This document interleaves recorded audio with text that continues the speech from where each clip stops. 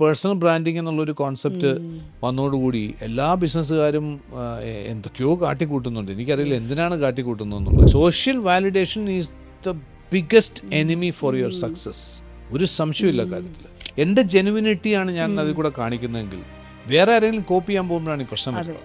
Pioneer ആകുക എന്ന് പറയുന്നത് എക്സൈറ്റിംഗ് ആണ്, പക്ഷേ പയനിയർ ആയതുകൊണ്ട് മാത്രം ആവത്തില്ല. പലപ്പോഴും നമ്മൾ ഹെഡ് ഓഫ് ടൈംസ് ചെയ്യുന്ന പല കാര്യങ്ങളും അത് അക്സെപ്റ്റ് ചെയ്യപ്പെട്ട് വരുമ്പോഴത്തേക്കും അതിന് മുമ്പ് നമുക്ക് ചിലപ്പോൾ അതൊന്ന് എക്സിറ്റ് ചെയ്യേണ്ടി വരും. മറ്റുള്ള ആൾക്കാരുടെ ലൈഫിലൊരു പോസിറ്റീവായിട്ടുള്ള ഡിഫറൻസ് ഉണ്ടാക്കാൻ പറ്റിയെന്നറിയുമ്പോൾ കിട്ടുന്ന ഒരു സാറ്റിസ്ഫാക്ഷൻ. പല ഈ മാനിഫെസ്റ്റേഷൻ കോച്ചിങ്ങും അതുപോലുള്ള പല കോച്ചിങ്ങും കാണുന്നത് ഒരു ഇമോഷണൽ അത്യാചാരമാണ്. ഇത്രയും ഇമ്പോർട്ടൻ്റ് ആയിട്ടുള്ള ഓർഗൻ, നമ്മളുടെ ബോഡി വെയ്റ്റിന് 2% മാത്രം വെയിറ്റുള്ള ഈ സാധനം നമ്മൾ കഴിക്കുന്ന ഭക്ഷണത്തിൻ്റെ ന്യൂട്രിയൻസിൻ്റെ 40% എടുക്കുന്നുണ്ട്. ഏകദേശം 30-40 ട്രില്യൺ കോശങ്ങൾ. ഈ ഓരോ കോശങ്ങൾക്കകത്തും ഓരോ സെക്കൻഡിലും ഏകദേശം ട്രില്യൺ റിയാക്ഷൻസ്. അതിൻ്റെ കൺട്രോൾ നമ്മുടെ കയ്യിൽ അല്ലെങ്കിൽ ബ്രെയിൻ നമ്മളെ കൺട്രോൾ ചെയ്യും. ബ്രെയിൻ നമ്മളെ കൺട്രോൾ ചെയ്യുന്നത് നല്ലതാണ്. എപ്പോൾ നമ്മൾ ഏതൊരു വ്യക്തിയുടെ അടുത്ത് എന്ത് പ്രോഡക്റ്റോ അല്ലെങ്കിൽ സർവീസോ അവതരിപ്പിക്കുമ്പോഴും ഫസ്റ്റ് ആൻഡ് ഫോർമോസ്റ്റ് ആ വ്യക്തിക്ക് ഇത് ആവശ്യമുള്ളതാണോ എന്ന് മനസ്സിലാക്കുക എന്നുള്ളതാണ്. അത് ഒരു കൾച്ചറാണ് സെയിൽസ് എന്ന് പറയുന്നത്. ആ കൾച്ചർ ഇല്ലാത്ത ഒരാൾക്ക് കോൺഫിഡൻസ് ഉണ്ടാവില്ല. ആ കൾച്ചർ ഇല്ലാത്ത ഒരാൾക്ക് ഡെഫിനറ്റ്ലി ഗ്രോത്തിനുള്ള പോസിബിലിറ്റിയും കുറവായിരിക്കും. പല ആൾക്കാരുടെയും പ്രശ്നം എന്ന് വെച്ചാൽ റൈറ്റ് പേഴ്സണെ ചൂസ് ചെയ്ത് കഴിഞ്ഞാൽ പിന്നെ അവർക്ക് അവർ നമ്മളൊക്കെ വലുതായി പോകുമെന്ന് പേടിച്ചിട്ട് അവരെ എംപവർ ചെയ്യാതിരിക്കുന്ന ഒത്തിരി ആൾക്കാരുണ്ട്. എനിക്ക് തോന്നുന്നത് ജെൻസീസിനെ കുറിച്ച് പറഞ്ഞുകൊണ്ട് പറയുകയാണെങ്കിൽ അവർ കുറെ കൂടി ഇന്റലിജന്റ് ആയിട്ടാണ് എനിക്ക് തോന്നുന്നത്. ആൽക്കഹോൾ കൺസംഷൻ തന്നെ മില്ലേനിയൽസുമായിട്ട് കമ്പയർ ചെയ്ത് കഴിഞ്ഞാൽ 70% കുറവാണ് ജെൻസീസിൽ. ഇനി വരാൻ പോകുന്ന വിന്നർ എന്ന് പറയുന്ന സ്പീഡാണ്. സ്പീഡ് ഓഫ് എക്സിക്യൂഷൻ ആരുടെ കയ്യിലാണോ അവനാണ് വിന്നർ.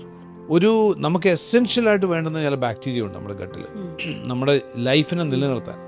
അതുപോലും ആബ്സെൻ്റ് ആയിരിക്കുന്ന അവസ്ഥയാണ് നമ്മുടെ ഇന്നത്തെ ഫുഡ് ഹാബിറ്റ് കൊണ്ടൊക്കെ വന്നിരിക്കുന്നതാണ്. വെറൈറ്റി കുറഞ്ഞു.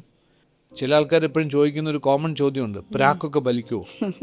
ഒരാൾ അറിഞ്ഞ് പ്രാഗ് കാണും, നീ നശിക്കണമാടാ, ഫലിക്കുമോ എന്ന് ചോദിച്ചാൽ ഫലിക്കും. എപ്പോൾ നമ്മൾ ഒരു ഇതിനെയൊക്കെ ഗൈഡ് ചെയ്യുന്ന ഒരു യൂണിവേഴ്സൽ ഫോഴ്സ് ഉണ്ടെന്ന് വിശ്വസിക്കുന്ന ഒരാളാണെങ്കിൽ why this is happening to me എന്ന് ചോദിച്ചാൽ അതിനർത്ഥം you are questioning the ultimate authority എന്നാണ്. നമുക്ക് ഫിക്സ് ചെയ്യാവുന്നത് where I want to reach, when I want to reach there, why I want to reach. എനിക്ക് തോന്നുന്നു അറിഞ്ഞോ അറിയാതെയോ ജീവിതത്തിൽ എവിടെ ഏതെങ്കിലുമൊക്കെ മേഖലകൾ വിജയിച്ചിട്ടുള്ള ആൾക്കാരെയൊക്കെ നോക്കിയാൽ അവർക്കിത് ചെയ്യാൻ സാധിച്ചിട്ടുണ്ട്. അവർ ട്രെയിനിങ് ഇല്ലാതെ തന്നെ ആയിരിക്കും അവർ ചെയ്തിരിക്കുന്നത്.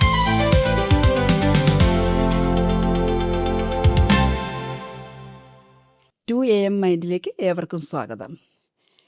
സാധാരണക്കാരായ ആൾക്കാരെ അസാധാരണമായ വിജയത്തിലേക്ക് കൈപിടിച്ചു കൊണ്ടുപോയ ഒരു peak performance scientist doctor Sajeev Nair സാറാണ് ഇന്ന് നമ്മളോടൊപ്പം ഉള്ളത്. Welcome sir. Thank you doctor Lissy. Thank you. സാധാരണ മനുഷ്യർ, അതായത് നമ്മൾ കാണുമ്പോൾ, അതായത് എസ്പെഷ്യലി പേഴ്സണൽ ഡെവലപ്മെൻറ്റ് ഇൻഡസ്ട്രിയിൽ മൈൻഡിനെ കുറിച്ച് സംസാരിച്ചപ്പോൾ, അല്ലെങ്കിൽ സബ് കോൺഷ്യസ് മൈൻഡിനെ കുറിച്ച് സംസാരിച്ചപ്പോൾ സാറ് ബ്രെയിനിനെ കുറിച്ചും തോട്ട് പ്രോസസ്സ് റീ എഞ്ചിനീയറിംഗിനെ കുറിച്ച് സംസാരിച്ചു.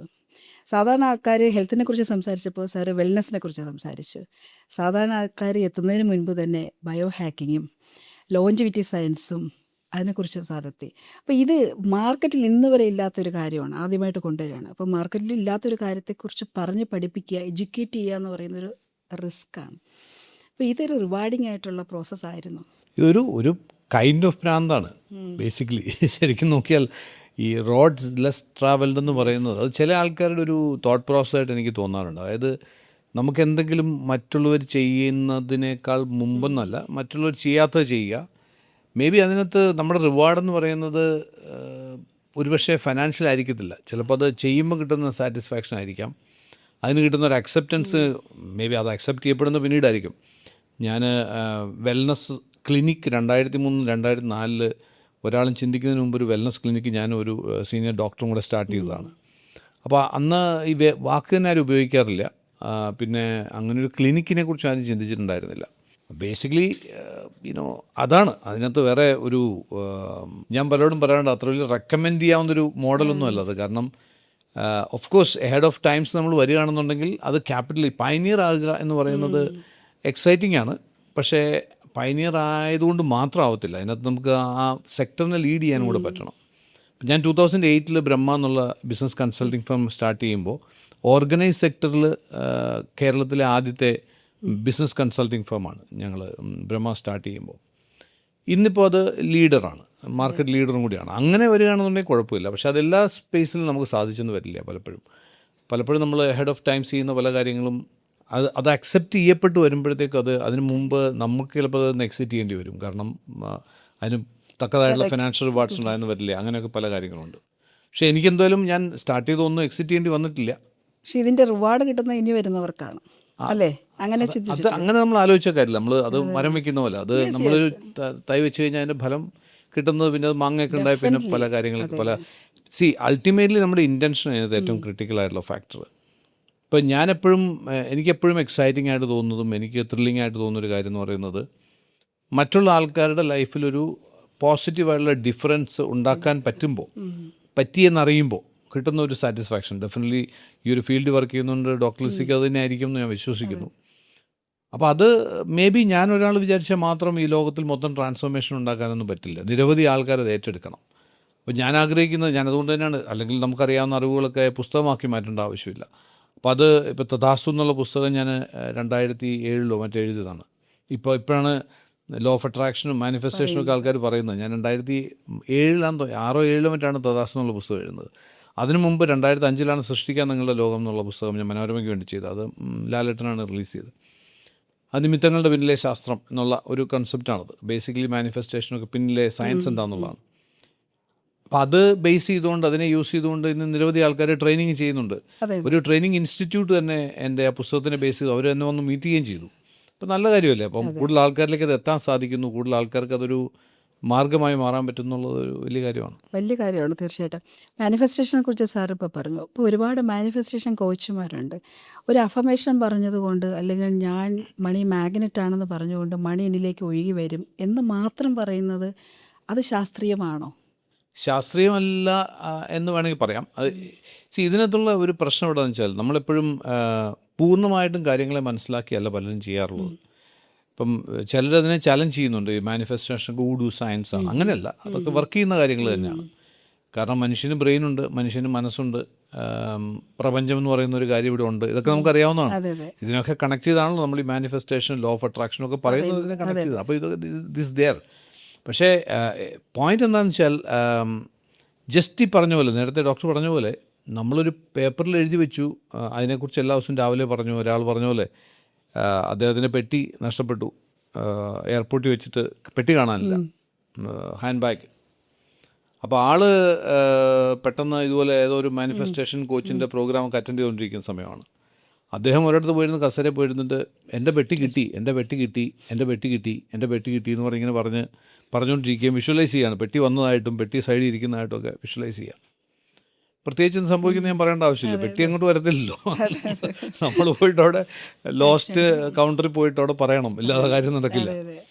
അപ്പോൾ ബേസിക്കായിട്ട് പറഞ്ഞാൽ നമ്മൾ അതുമായിട്ട് ബന്ധപ്പെട്ട കുറേ മറ്റു ചില പ്രോസസ്സും കൂടെ ഒരുമിച്ച് വരുമ്പോഴാണ് ഈ പറയുന്ന കാര്യങ്ങളൊക്കെ നടക്കുന്നത്. പ്രത്യേകിച്ചും ഇതിൻ്റെ പിന്നിലൊരു സയൻസ് ഉണ്ടെന്ന് ഞാൻ വിശ്വസിക്കുന്ന ആളാണ്. ഞാനത് മനസ്സിലാക്കിയിട്ടുള്ള ആളാണ്.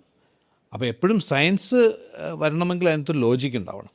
വെറുതെ ഇമോഷണലായിട്ട് ആൾക്കാരെ ഹൈജാക്ക് ചെയ്തുകൊണ്ടോ ഇമോഷണലായിട്ടൊരു ഇപ്പം ഞാൻ കാണുന്ന പലപ്പോഴും പല ഈ മാനിഫെസ്റ്റേഷൻ കോച്ചിങ്ങും അതുപോലുള്ള പല കോച്ചിങ്ങിലും കാണുന്നത് ഒരു ഇമോഷണൽ അത്യാചാരമാണ്. എന്ന് വെച്ചാൽ ബേസിക്കലി വളരെ ബുദ്ധിമുട്ടി ജീവിച്ചുകൊണ്ടിരിക്കുന്ന ഒത്തിരി ആൾക്കാർ, അല്ലെങ്കിൽ കഷ്ടപ്പെടുന്ന ആൾക്കാർ, ജീവിതത്തിൽ വിചാരിക്കുന്ന ലെവലിലേക്ക് എത്താത്ത ആൾക്കാർ, ഇവർക്കൊക്കെ ഒരു ഹോപ്പ് കൊടുക്കുന്നു. നല്ലതാണ്, ഹോപ്പ് കൊടുക്കുന്നുണ്ട്, കുഴപ്പമില്ല. പക്ഷേ അവരിൽ പല ആൾക്കാരും പിന്നീട് ഇപ്പോൾ എൻ്റെ ഇൻസ്റ്റാഗ്രാം പേജിലൊക്കെ വന്ന് പലരും കമൻ്റ് ഇടുന്ന കാണാം, അല്ലെങ്കിൽ DM ഇടുന്ന കാണാം.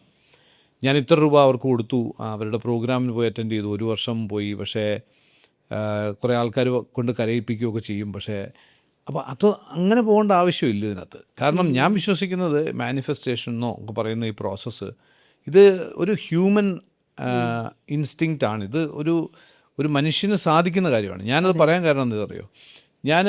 എനിക്ക് ജീവിതത്തിൽ കിട്ടിയിട്ടുള്ള ഏറ്റവും വലിയ സൗഭാഗ്യങ്ങളിൽ ഒന്ന് എന്ന് പറയുന്നത് ദക്ഷിണാമൂർത്തി സ്വാമി, അദ്ദേഹവുമായിട്ട് ഉണ്ടായിട്ടുള്ളൊരു കണക്ഷനാണ്. അദ്ദേഹം കേരളത്തിൽ വരുമ്പോൾ എൻ്റെ വീട്ടിൽ താമസിക്കാറുണ്ടായിരുന്നു. അപ്പം ഞാൻ അതേ സമയത്ത് തന്നെയാണ് ഞാൻ ഈ തഥാസ്തു എന്നുള്ള പുസ്തകത്തിൻ്റെ കുറച്ച് റിസർച്ചുമായിട്ടൊക്കെ നടക്കുന്ന സമയമാണ്. അപ്പം ഞാൻ സ്വാമിയോട് ഇങ്ങനെ ഇതിനെക്കുറിച്ച് സംസാരിക്കും. സ്വാമിയുടെ അടുത്ത് എനിക്ക് സംഗീതമൊന്നും പഠിക്കാൻ പറ്റിയിട്ടില്ല, എനിക്ക് അതിനുള്ള കഴിവൊന്നുമില്ല. പക്ഷേ ഫിലോസഫിക്കലി എന്നെ ഏറ്റവും കൂടുതൽ ഇൻഫ്ലുവൻസ് ചെയ്തിട്ടുള്ള വ്യക്തിയാണ് സ്വാമി. അപ്പം ഞാനിങ്ങനെ പലപ്പോഴും അങ്ങനെ സ്വാമി പറഞ്ഞ് ഞാൻ ഒരാളെ കാണാൻ പോയി. അദ്ദേഹം ഒരു സ്പിരിച്വൽ സയൻറ്റിസ്റ്റാണ്. അദ്ദേഹത്തിൻ്റെ പേര് അറിയപ്പെടാൻ ആഗ്രഹിക്കാത്ത ഒരാളാണ്. അങ്ങനെയും കുറേ ആൾക്കാരുണ്ട്. അപ്പോൾ ആൾ എന്നോട് ചോദിച്ചു, ഇത്രയും ദൂരെയൊക്കെ വന്നതല്ലേ, എന്താ കാര്യം എന്താണെന്ന് ചോദിച്ചു. അപ്പോൾ ഞാൻ പറഞ്ഞു, ഒന്ന് രണ്ട് കാര്യങ്ങൾ അറിയാൻ വേണം, അത് ചോദിച്ചോളൂ എന്ന് പറഞ്ഞു. അപ്പോൾ ഞാൻ ചോദിച്ചു, മാനിഫെസ്റ്റേഷൻ എന്ന് പറയുന്ന പരിപാടി നടക്കുമോ എന്ന് ചോദിച്ചു. ആദ്യത്തെ ചോദ്യം അതായിരുന്നു, മാനിഫെസ്റ്റേഷൻ പോസിബിൾ ആണോ? അപ്പോൾ ആൾ വളരെ ശബ്ദത്തിൽ ചിരിച്ചിട്ട് പറഞ്ഞു, ഇത്രയും വലിയ മണ്ടത്തരം ചോദിക്കാൻ വേണ്ടിയാണോ ഇത്രയും ദൂരത്തുനിന്ന് വന്നതെന്ന്. അപ്പോൾ എനിക്ക് മനസ്സിലായി എന്തായാലും നടക്കില്ല എന്ന് മനസ്സിലായി. അപ്പോൾ ആൾ പറഞ്ഞു, മനുഷ്യനെ സംബന്ധിച്ച് ഏറ്റവും നിസ്സാരമായിട്ട് ചെയ്യാവുന്ന കാര്യമാണ് ഈ മാനിഫെസ്റ്റേഷൻ. ഞാൻ അത്ഭുതപ്പെട്ട് ഞാൻ ചോദിച്ചു, അത് എങ്ങനെ സാർ അത്? പക്ഷെ നമ്മൾ സാധിക്കുന്നില്ലല്ലോ നമുക്കാർക്കും. സാധിക്കാത്തത് നമ്മളുടെ ജീവിതം, നമ്മളുടെ ചിന്തകൾ, നമ്മളുടെ ചുറ്റുവട്ടം, നമ്മൾ ജീവിക്കുന്ന രീതി കൊണ്ടാണ്, നമ്മളുടെ ഒരു രീതി, നമ്മുടെ പാറ്റേൺ കൊണ്ടാണ്. അപ്പോൾ ഇത് സിമ്പിളായിട്ട് പറഞ്ഞാൽ അത്രേ ഉള്ളൂ. പക്ഷേ അത് നമുക്ക് സാധിക്കാത്തതെന്ന് വെച്ചാൽ നമ്മളുടെ ഡേ ടു ഡേ ലൈഫ് എന്ന് പറയുന്ന ഒരു റിയാലിറ്റി നമ്മുടെ മുമ്പിൽ ഉണ്ടാകുന്ന ചലഞ്ചസും, ആ ചലഞ്ചുകൾ നമ്മൾ ഓരോ ദിവസവും ഫേസ് ചെയ്യേണ്ടി വരുന്നതൊക്കെ വരുമ്പോൾ നമ്മൾ ഡീവിയേറ്റ് ചെയ്ത് പോകുന്നതും ഒക്കെ ആവാം. ഇമോഷണൽ പാറ്റേൺ ഒരു ഘടകമാണ്. തീർച്ചയായും. പിന്നെ നമ്മൾ മാനിഫെസ്റ്റേഷൻ ഏറ്റവും നമ്മുടെ എനർജി ഒരു ഫ്രീക്വൻസി എലിവേറ്റ് ചെയ്യണമെന്നാണ് പറയാറ്. നമ്മൾ ആ ഒരു എന്താണോ മാനിഫെസ്റ്റ് ചെയ്യുന്നത് അതിലേക്ക് നമ്മുടെ ഫ്രീക്വൻസി എലിവേറ്റ് ചെയ്യണം. അതുപോലെ അതിനനുസരിച്ചുള്ള ഇമോഷണലി നമ്മൾ ഇമോഷൻ ഹോൾഡ് ചെയ്യണം. ക്ലാരിറ്റി ഉണ്ടാകണം, എന്ത് വേണം എന്നറിയാം. എനിക്ക് പണം എന്ന് പറഞ്ഞാൽ എത്ര, അതിൻ്റെ ഒരു ക്ലാരിറ്റി ഇമ്പോർട്ടൻ്റ് ആണെന്നാണല്ലോ. അപ്പോൾ ഈ കൊഹിറൻസ് എന്ന് പറയുന്നത് സാധാരണ ഇപ്പോൾ എല്ലാവരും പറയുന്നൊരു കാര്യം, ഗട്ട് ബ്രെയിൻ ഹെഡ് കൊഹിറൻസ് എന്ന് പറയുന്നത്. അപ്പോൾ ഇത് മനസ്സിലാക്കിയിട്ടാണോ സാർ ഈ വി റൂട്ട് പോലെയുള്ള പ്രോഡക്റ്റ്, ഗട്ട് ഗട്ടിനെ കുറിച്ചാണ് ഞാൻ വരുന്നത്. അപ്പോൾ ഒരു ഗട്ട് ബ്രെയിൻ ഉണ്ട്, ആ ഗട്ട് ബ്രെയിൻ വർക്ക് ചെയ്യുന്നുണ്ടെന്ന് ഇപ്പോൾ റീസെൻ്റ്ലി ആ കൊഹിറൻസിനെ കുറിച്ച് ആളുകൾ പറയുന്നുണ്ട്. അത് മനസ്സിലാക്കിയിട്ട് ആ മാർക്കറ്റിൻ്റെ സാധ്യത അറിഞ്ഞുകൊണ്ട് ആണോ ആ ഒരു പ്രോഡക്റ്റ് മാർക്കറ്റിൽ ഇറങ്ങിയിട്ടുള്ളത്? കാരണം അത് പറയാൻ കാര്യം, ഞാനത് യൂസ് ചെയ്യുന്ന ഒരാളാണ്, എനിക്ക് വളരെ പോസിറ്റീവായിട്ടുള്ള റിസൾട്ട് കിട്ടിയിട്ടുള്ള ഒരാളാണ്. അതുപോലെ അത് മാത്രമല്ല, കുർക്കുമില്ലാത്ത കോഫി, കാരണം എനിക്ക് രാവിലെ 6 മണിവരെയൊക്കെ കണ്ടിന്യൂസ് ഇരിക്കുന്ന ഒരാളാണ്. കുറേ കഴിയുമ്പോൾ എൻ്റെ സെഷൻസ് കുറേ കഴിയുമ്പോൾ എൻ്റെ ഹെൽത്ത്, ഞാൻ വളരെ അല്ലാതെ ക്ഷീണിച്ചു പോവുക, എൻ്റെ ഒരു എനർജി ലെവൽ പോവുക. ഞാൻ ഐഡൻറ്റിഫൈ ചെയ്തപ്പോഴാണ് അത് യൂസ് ചെയ്യാൻ തുടങ്ങി. അപ്പോൾ ആ ഗട്ട് ബ്രെയിനെ സ്റ്റിമുലേറ്റ് ചെയ്യാൻ ഇത് സഹായിക്കുമോ? അതാണ് ഡെഫിനറ്റായിട്ടും. അത് ലിസി, ഇപ്പം ഞാൻ ഒരു സമയത്ത്, അതായത് ഞാൻ ഡയറക്റ്റ് സെല്ലിംഗ് ഇൻഡസ്ട്രിയൊക്കെ ആയിട്ട് ബന്ധപ്പെട്ട് വർക്ക് ചെയ്യുമ്പോഴാണ് ഞാൻ ഈ മോട്ടിവേഷൻ എന്നുള്ള സ്പേസിലേക്ക് വരുന്നതായിരുന്നു. ഞാനൊരു കോർപ്പറേറ്റ് വേൾഡിലായിരുന്നു. അപ്പോൾ ഈ മോട്ടിവേഷൻ എന്ന് പറയുന്നത് ഒരു സമയത്ത് അതൊരു ഹരമായിരുന്നു, ഒരു 2000 ഏർലി സ്റ്റേജിലൊക്കെ. പക്ഷേ പിന്നീട് മനസ്സിലായി, ആയിരക്കണക്കിന് ആൾക്കാരെ നമുക്കിങ്ങനെ പമ്പപ്പ് ചെയ്യാം, പക്ഷേ അവരത് ലാസ്റ്റ് ചെയ്യുന്നില്ല എന്നുള്ളത് മനസ്സിലായി. പിന്നെയാണ് ഞാൻ കൂടുതലും കുറച്ചുകൂടി ഡീപ്പർ ലെവലിൽ മൈൻഡിൽ നിന്ന് വിട്ടിട്ട് ബ്രെയിനിലേക്ക് കടന്നത്. കാരണം വെൽനസ്സുമായിട്ട് ബന്ധപ്പെട്ട് കുറച്ച് പ്രവർത്തനം ഉണ്ടായിരുന്നതുകൊണ്ട് കുറേ ഡോക്ടേഴ്സുമൊക്കെ ആയിട്ട് കണക്ട് ചെയ്യാൻ പറ്റി. അങ്ങനെയാണ് ഞാൻ ബ്രെയിനിനെ കുറിച്ച് കൂടുതൽ മനസ്സിലാക്കിയതും. ശരിക്കും എൻ്റെ ജീവിതത്തിൽ ഏറ്റവും വലിയ തിരിച്ചറിവുകളൊക്കെ ഉണ്ടായത് ആ സമയത്താണ്. കാരണം നമ്മൾ mind, power of sub conscious mind എന്നൊക്കെ പറയുമ്പോൾ 1960 ഡോക്ടർ ജോസഫ് മർഫി എഴുതിയ power of sub conscious mind എന്നുള്ള പുസ്തകത്തിനെ ബേസ് ചെയ്താണ് പിന്നീട് വന്നുള്ള എല്ലാ ട്രെയിനിങ്ങും. പക്ഷേ അന്ന്, അതായത് 1960 ന്യൂറോ സയൻസ് എന്ന് പറയുന്നൊരു ശാസ്ത്രം ഇല്ല. 1990-കളിൽ തന്നെ നോക്കുകയാണെങ്കിൽ 90-കളിൽ തന്നെ പറയുന്നത് 90% of all what you know about brain has found after 1990 എന്നാണ്. 1990 ശേഷമാണ് 90% ബ്രെയിനിനെ കുറിച്ച് നമുക്ക് മനസ്സിലാക്കാൻ സാധിച്ചത്. അപ്പോൾ ബ്രെയിനിനെ കുറിച്ച് നമുക്ക് അറിയാതിരുന്നുകൊണ്ട് നമ്മൾ മൈൻഡ് അല്ലെങ്കിൽ സബ് കോൺഷ്യസ് മൈൻഡ് എന്ന് പറയുന്ന ഒരു തലത്തിൽ തന്നെ നമ്മൾ സഞ്ചരിച്ചുകൊണ്ടിരുന്നു എന്നുള്ളതാണ് സത്യം. ഏത് മൊമെൻറ്റിലാണോ ബ്രെയിനിനെ, കാരണം ബ്രെയിൻ എന്ന് പറയുമ്പോൾ ആൾക്കാരുടെ ധാരണ ഇതൊരു സൈക്കാട്രിസ്റ്റ് അല്ലെങ്കിൽ ഒരു ന്യൂറോ സയൻറ്റിസ്റ്റ്, ന്യൂറോ ഫിസീഷ്യൻ, ഇവർക്കൊക്കെ മാത്രം പറ്റുന്നൊരു കാര്യമാണ്. ബ്രെയിനിനെക്കുറിച്ച് നമ്മൾ ചിന്തിക്കുന്നതന്നെ ഒന്ന് തലവേദന എടുക്കുമ്പോൾ, അല്ലെന്നുണ്ടെങ്കിൽ എന്തെങ്കിലും ബ്രെയിൻ റിലേറ്റഡ് ഇഷ്യൂസ് ഉള്ള ആൾക്കാർ. അല്ലാതെ എന്തിനാണ് ബ്രെയിനിനെക്കുറിച്ച് ചിന്തിക്കുന്നത്? ഒട്ടും എത്തിപ്പെടാൻ പറ്റാത്ത ഒരു ഓർഗൻ, നമുക്ക് കാണാൻ പോലും പറ്റാത്തൊരു ഓർഗൻ, അല്ലെങ്കിൽ നമ്മുടെ നേത്രങ്ങൾ കൊണ്ട് കാണാൻ പറ്റാത്ത. അപ്പോൾ ഇതിനെക്കുറിച്ച് നമുക്കൊരു ഐഡിയ ഇല്ല. പക്ഷേ ഇതാണ് നമ്മളെ മുഴുവൻ കൺട്രോൾ ചെയ്യുന്നത്.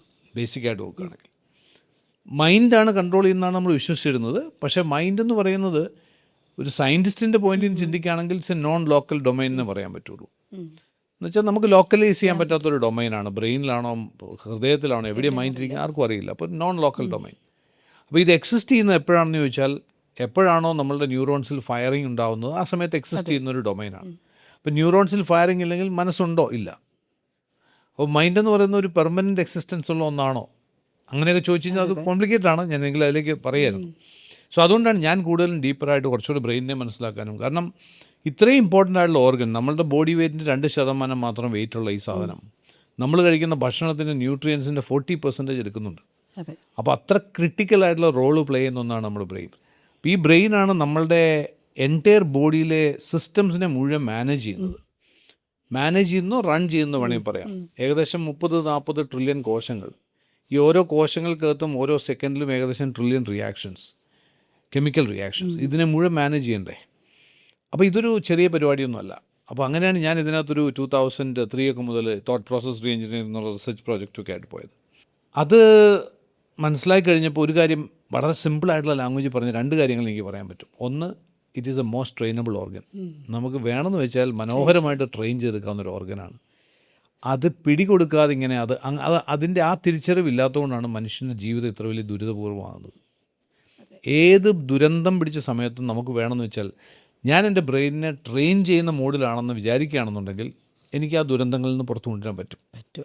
കാരണം ഇത് ട്രെയിനബിൾ അല്ല എന്നുള്ളതാണ് നമ്മുടെ ധാരണ. അതുകൊണ്ടാണ് നമ്മളെപ്പോഴും പറയുന്നത്, എനിക്കറിയില്ല എന്താ സംഭവിച്ചുകൊണ്ടിരിക്കുന്നത്, ജീവിതം മൊത്തം പ്രശ്നമാണ്, എവിടെ ചെന്ന് പെട്ടാലും ഞാൻ ചെല്ലുന്നിടത്തൊക്കെ പ്രശ്നങ്ങളാണ്. ഇങ്ങനെയൊക്കെ പറയുന്ന ആൾക്കാരെ സംബന്ധിച്ചിടത്തോളം അവരവരുടെ ബ്രെയിനിൻ്റെ അടിമയാണ്.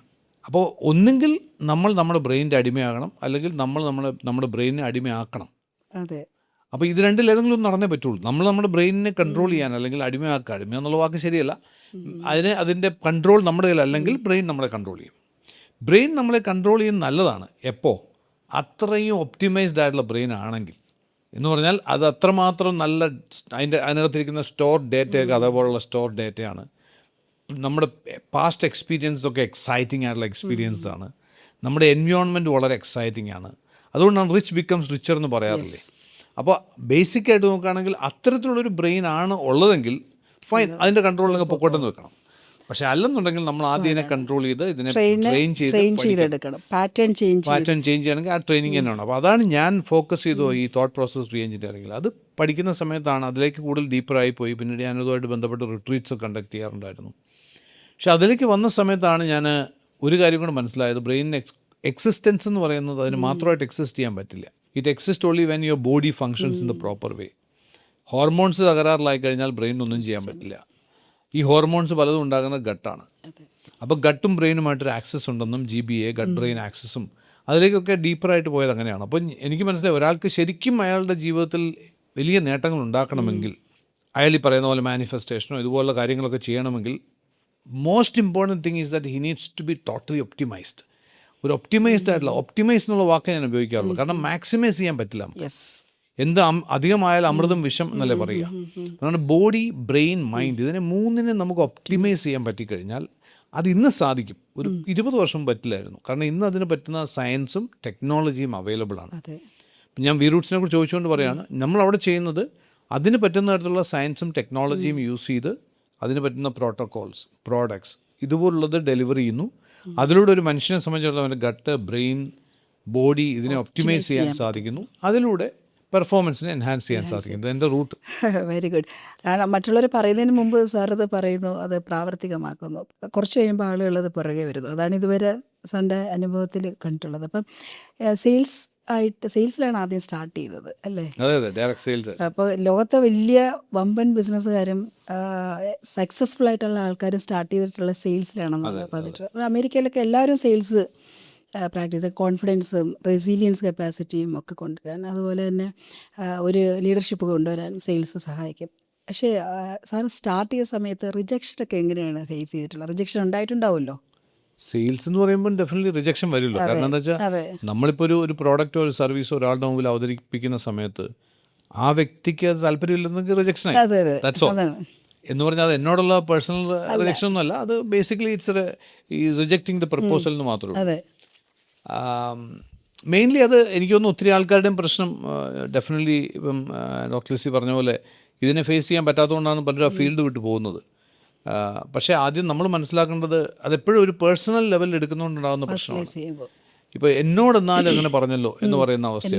ഇത് അത് ബേസിക്കലി എന്നോടല്ല, ഞാൻ കൊണ്ടുവന്ന പ്രോഡക്റ്റോ അല്ലെങ്കിൽ സർവീസോ അവർക്ക് വേണ്ടാത്തതുകൊണ്ടാണ്. അത് ഇന്ന് കുറച്ചുകൂടി പ്രൊഫഷണലായിട്ട് അത് ഹാൻഡിൽ ചെയ്യാൻ ആൾക്കാർക്ക് സാധിക്കും. എന്തുകൊണ്ടാണെന്ന് ചോദിച്ചാൽ, നമ്മൾ ഏതൊരു വ്യക്തിയുടെ അടുത്ത് എന്ത് പ്രോഡക്റ്റോ അല്ലെങ്കിൽ സർവീസോ അവതരിപ്പിക്കുമ്പോഴും ഫസ്റ്റ് ആൻഡ് ഫോർമോസ്റ്റ് ആ വ്യക്തിക്ക് ഇത് ആവശ്യമുള്ളതാണോ എന്ന് മനസ്സിലാക്കുക എന്നുള്ളതാണ്. ഞാനത് പഠിച്ചത് കുറച്ച് വൈകിയാണ്, എങ്കിൽ പോലും ഞാൻ പഠിച്ചു കഴിഞ്ഞിട്ട് എൻ്റെ ലൈഫ് കുറച്ചുകൂടി ഈസിയായി.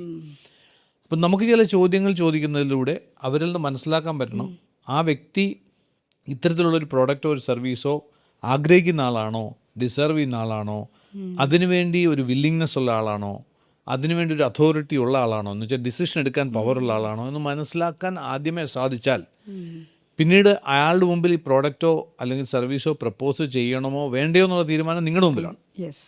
അപ്പം ഞാനിപ്പോൾ ഞങ്ങളുടെ ബിസിനസ്സിലൊക്കെ നോക്കുകയാണെങ്കിൽ ബ്രഹ്മ കൺസൾട്ടിങ് ആണെങ്കിലും നമ്മളുടെ പി റൂട്ട്സിനാണെങ്കിലും ഞങ്ങളുടെ സെല്ലിംഗ് സ്റ്റൈൽ തന്നെ ഡിഫറെൻ്റ് ആണ്. നമ്മൾ കഴിയാവുന്നത്ര ഇൻബൗണ്ടിൽ കൂടെ തന്നെയാണ് ബിസിനസ് ചെയ്യുന്നത്. 1. 2, ഞാൻ എപ്പോഴും എൻ്റെ സെയിൽസിലുള്ള ആൾക്കാരോടും പറയുന്നൊരു കാര്യമുണ്ട്. നിങ്ങൾ അങ്ങോട്ട് ഒരാളോട് റിക്വസ്റ്റ് ചെയ്യേണ്ട ആവശ്യമില്ല. കാരണം ഇവിടെ ഉണ്ടാക്കി വെച്ചിരിക്കുന്ന പ്രോഡക്റ്റ്സ് എല്ലാം മനുഷ്യന് പ്രയോജനമുള്ള സാധനമാണ്. അത് ഉപയോഗിച്ച് കഴിഞ്ഞാൽ ആ വ്യക്തിയുടെ ലൈഫാണ് ഇമ്പ്രൂവ് ചെയ്യുന്നത്. നമ്മളൊരു ഹെൽപ്പിംഗ് ആണ് യഥാർത്ഥത്തിൽ. ഓഫ് കോഴ്സ് അതാണ് സെല്ലിംഗ് എന്ന് പറയുന്നത്, ഹെൽപ്പിംഗ് പീപ്പിൾ ടു ബൈ എന്നാണ് പറയുക. അപ്പോൾ ആ ഒരു ആറ്റിറ്റ്യൂഡിലേക്ക് വന്നു കഴിഞ്ഞാൽ it's a different ball game. പക്ഷേ at the same time doctor പറഞ്ഞ കറക്റ്റാണ്, എന്നെ ഞാനാക്കിയത് സെയിൽസാണ്. കാരണം ഞാനിപ്പോഴും അങ്ങനെയൊക്കെ തന്നെയാണ്. എന്നാലും ഒരു പരിധി വരെയെങ്കിലും എനിക്ക് ഈ രീതിയിലൊക്കെ എത്താൻ സാധിച്ചിട്ടുണ്ടെങ്കിൽ അത് നമുക്ക് സെയിൽസ് വരേണ്ടതുകൊണ്ടും ആൾക്കാരെ ഫേസ് ചെയ്യേണ്ടതുകൊണ്ടും. കാരണം അതിന് മുമ്പ് എനിക്ക് ആൾക്കാരെ ഫേസ് ചെയ്യാനൊക്കെ ഭയങ്കര മടിയായിരുന്നു.